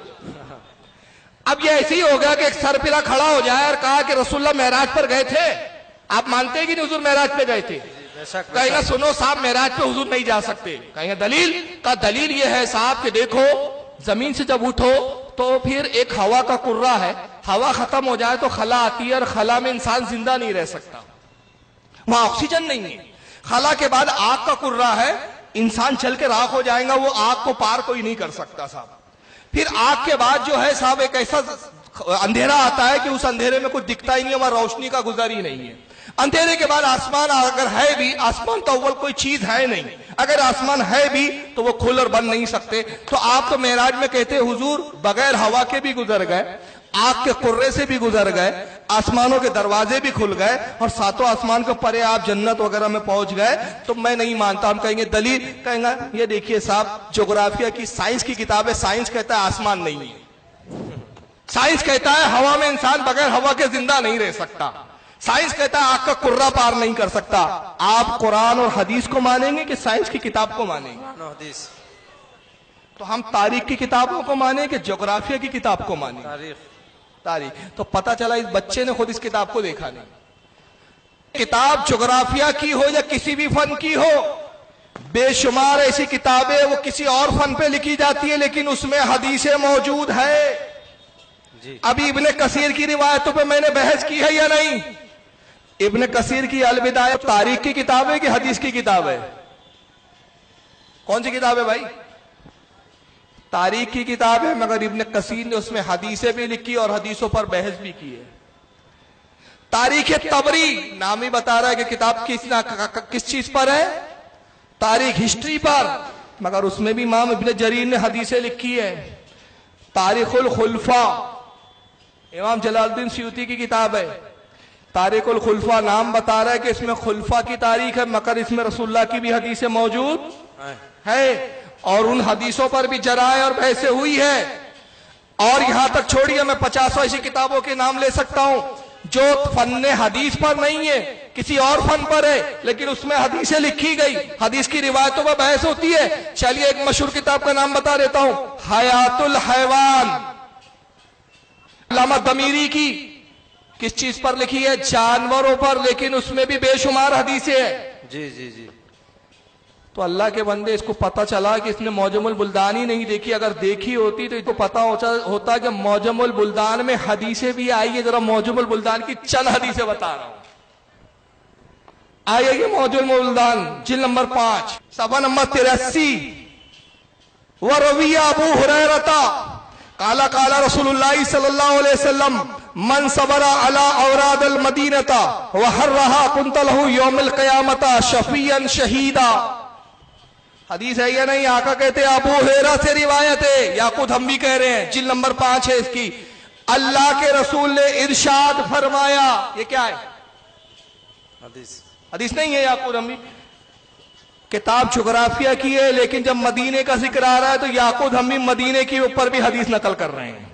اللہ کے نبی نے فرمایا، جس نے مدینہ کی مصیبتوں پر صبر کیا، قیامت کے دن میں اس کی شفاعت کروں گا اور اس کا میں گواہ ہوں. سبحان اللہ. حدیث موجود. تیسری سند سے لکھا انہوں نے وہاں پر، یہ پوری مدینہ کی فضیلت میں سند ہے، کئی حدیثیں لکھی. پھر تیسری سند سے لکھا کہ اللہ کے رسول نے فرمایا کہ جس کو اگر ہو سکے کسی کو تو اس کو چاہیے کہ مدینے میں ہی مرے. وقال علیہ الصلوۃ والسلام من استطاع منکم ان يموت في المدینۃ فلیفعل فانه من مات بها كنت له شہیدا او شفیعا یوم القیامہ. آقا کہتے ہیں جس کے بس میں ہو، جس کے لیے ممکن ہو، وہ ضرور مدینے میں آ کے مرے، کہ جو مدینے میں مرے گا قیامت کے دن میں اس کا گواہ ہوں، اس کی میں شفاعت کروں گا. سبحان اللہ. سبحان. یہ حدیث ہے یا نہیں؟ پتا چلا یعقوب ہمی کی معجم البلدان اس بیوقوف نے خود نہیں دیکھی اور کہتا حدیث کی کتاب نہیں. ابے تو عالم ہدایہ کے جو اتنے تو حوالے دیتا بیٹھا تھا وہ کیا حدیث کی کتاب تھی کیا؟ آئیے معجم البلدان کی ایک اور حدیث دیکھ لیں. یہ بھی معجم البلدان جلد نمبر 4 صفحہ نمبر 292. یعقوب ہمی یہ روایت لکھتے وقال علی علیہ السلام یقول الکوفۃ کنز الایمان وحجۃ الاسلام وسیف اللہ. حضرت علی سے روایت ہے، مولا کائنات کہتے ہیں لوگوں کوفہ ایمان کا خزانہ ہے، اسلام کی حجت ہے اور اللہ کی تلواروں میں سے ایک تلوار ہے. کوفہ کی فضیلت ہے. پھر ایک اور روایت لکھی کہ حضرت علی کہتے ہیں اگر میرے اس ذات کی قسم جس کے قبضے قدرت میں میری جان ہے، مشرق اور مغرب میں حجاز کے بعد یعنی مکہ اور مدینہ کے بعد کوئی جگہ بہترین ہے تو وہ کوفہ ہے. پھر ایک اور لکھا انہوں نے کہ کوفہ وہ ہے، سلمان فارسی سے روایت لکھی کہ کوفہ جو ہے وہ قبۃ الاسلام ہے، یعنی اسلام کا قبہ ہے. قبہ گنبد کو کہتے ہیں، اسلام کا گنبد ہے. اور عمارت کی خوبصورتی کیسے ہوتی ہے؟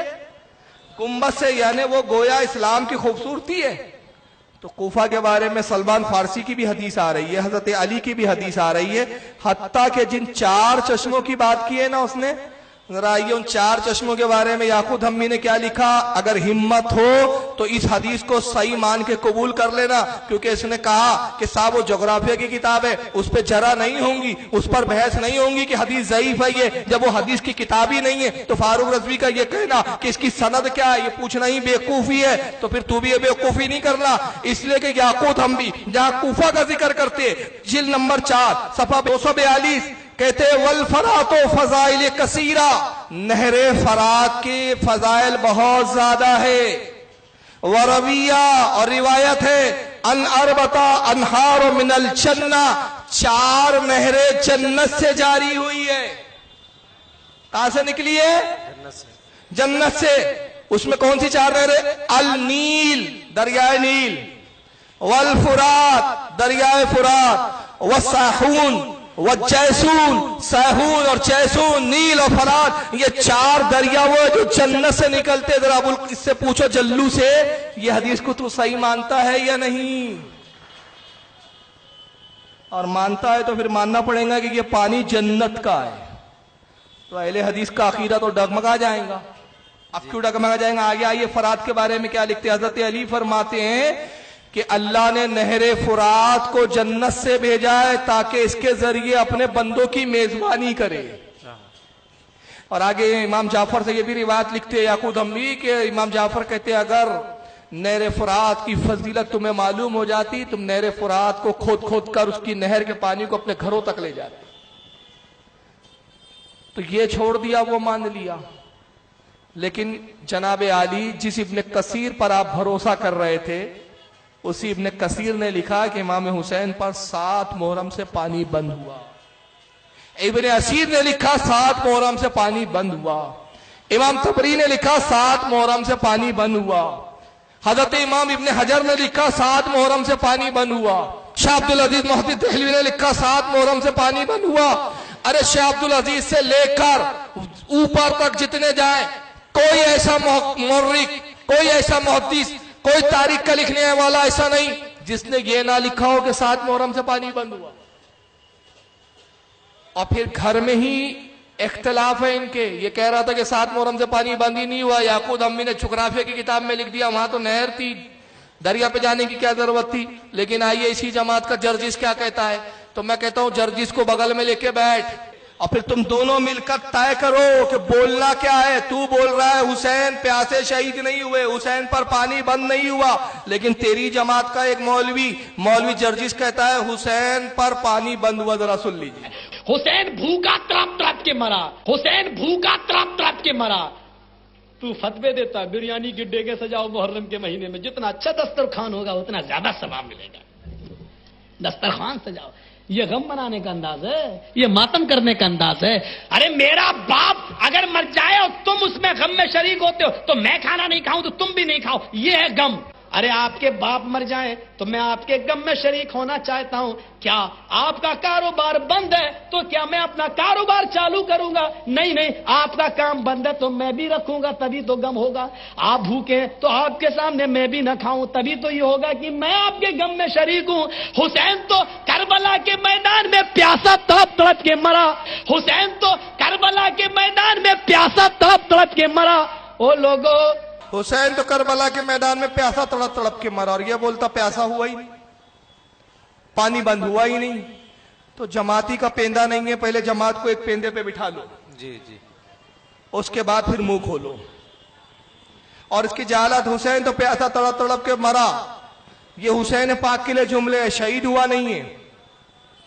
حسین پاک کا انتقال ہوا کربلا میں شہادت سے یہ جملے نہیں ہے. مرا تو اس کا باپ بھی مرا اس کی ماں بھی مری اور یہ بھی کتے کی موت مرے گا. انشاءاللہ ضرور. یہ جملے ہیں ان کے. یہ ادب ہے ان کا کہ نبی کے نواسے کے بارے میں جملے کیسے بولتے ہیں. اپنا باپ مرے گا تو بولیں گا ابا جان کا فلاں تاریخ کو انتقال ہوا تھا. لیکن حسین تو پیاسا تڑپ تڑپ کے مرا. اور تو فتوے دیتا ہے بریانی کے ڈیگے بناؤ. یہ غم منانے کا طریقہ ہے. ابے سنی غم نہیں مناتے. غم تو منا لے. شیعہ کی اولاد ہے تو کالے کپڑے پہن. ہم غم اس لیے نہیں مناتے کہ ہم حسین پاک کو مردہ نہیں زندہ سمجھتے ہیں. بے شک بے شک بے شک. غم مردوں کے منائے جاتے ہیں. ہمارا عقیدہ تو یہ کافر ہے وہ جو کرتے نہیں حسنین کا ماتم. یہ کسی شیعہ نے شعر کہا تھا تو اس پر ہمارے سنی عالم نے کہا کافر ہے وہ جو منکر ہے حیات شہداء کا. ہم زندہ جاوید کا ماتم نہیں کرتے. بے شک. سبحان اللہ سبحان اللہ یا رسول اللہ.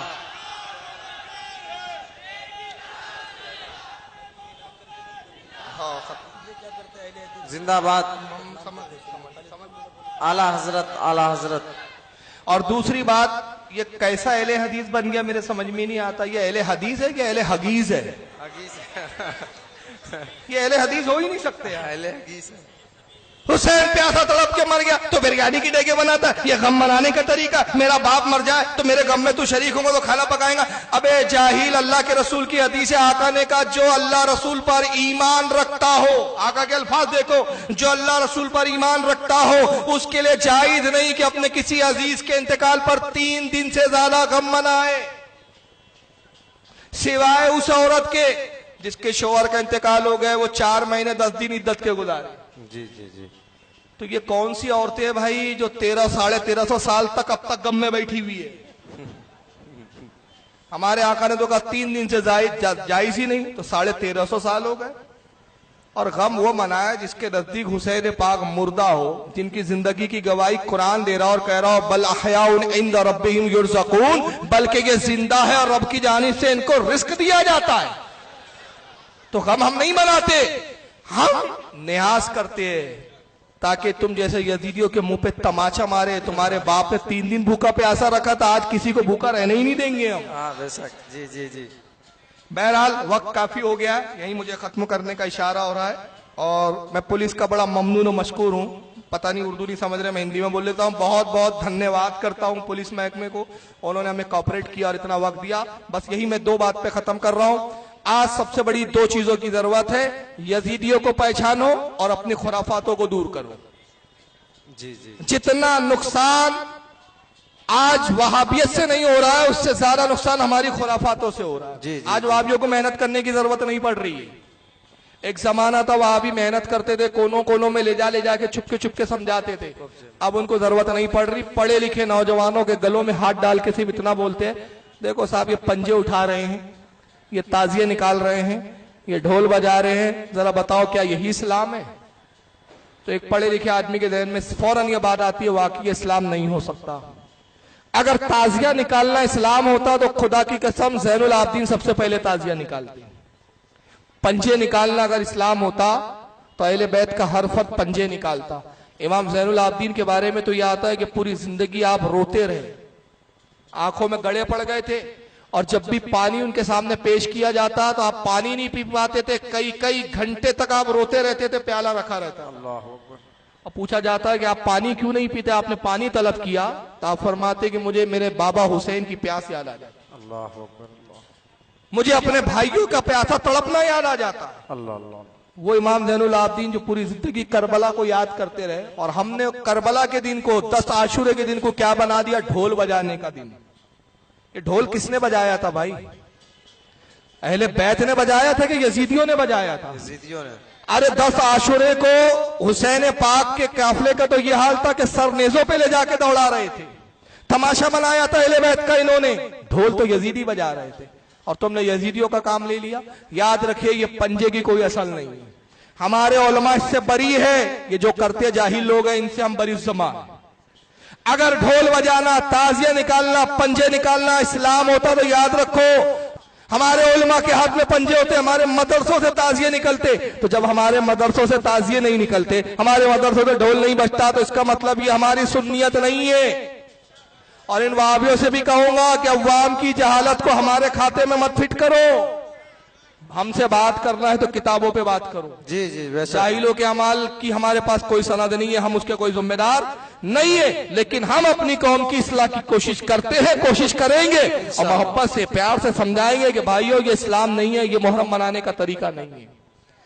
تو خدا کے واسطے ڈھول بجانے سے بچیے، یہ یزید کا کام تھا، یہ حسینیوں کا کام نہیں ہو سکتا۔ آقا نے فرمایا میں ڈھول توڑنے کے لیے آیا ہوں، میں ڈھول تباہ کرنے کے لیے آیا ہوں، ڈھول باجے شیطان کی آوازیں۔ تو 10 محرم کو ڈھول نہیں بجانا ہے، حسین پاک کے نام کی مجلسوں کو منعقد کرنا ہے، 10 محرم کو روزہ رکھنا ہے، 10 محرم کو لوگوں کو کھلانا، صدقے اور خیرات کرنا ہے، 10 محرم کو نیک اعمال کرنا ہے۔ حسین پاک تو اسلام پر قربان ہو گئے، ہمیں بھی اسلام پہ قربان ہونے کا جذبہ بیدار کرنا ہے۔ اللہ تعالیٰ آج کی مجلس کو قبول فرمائے۔ وما علینا الا اللهم صل على سيدنا محمد النبي الأمي وعلى آله وصحبه وسلم۔ اللہ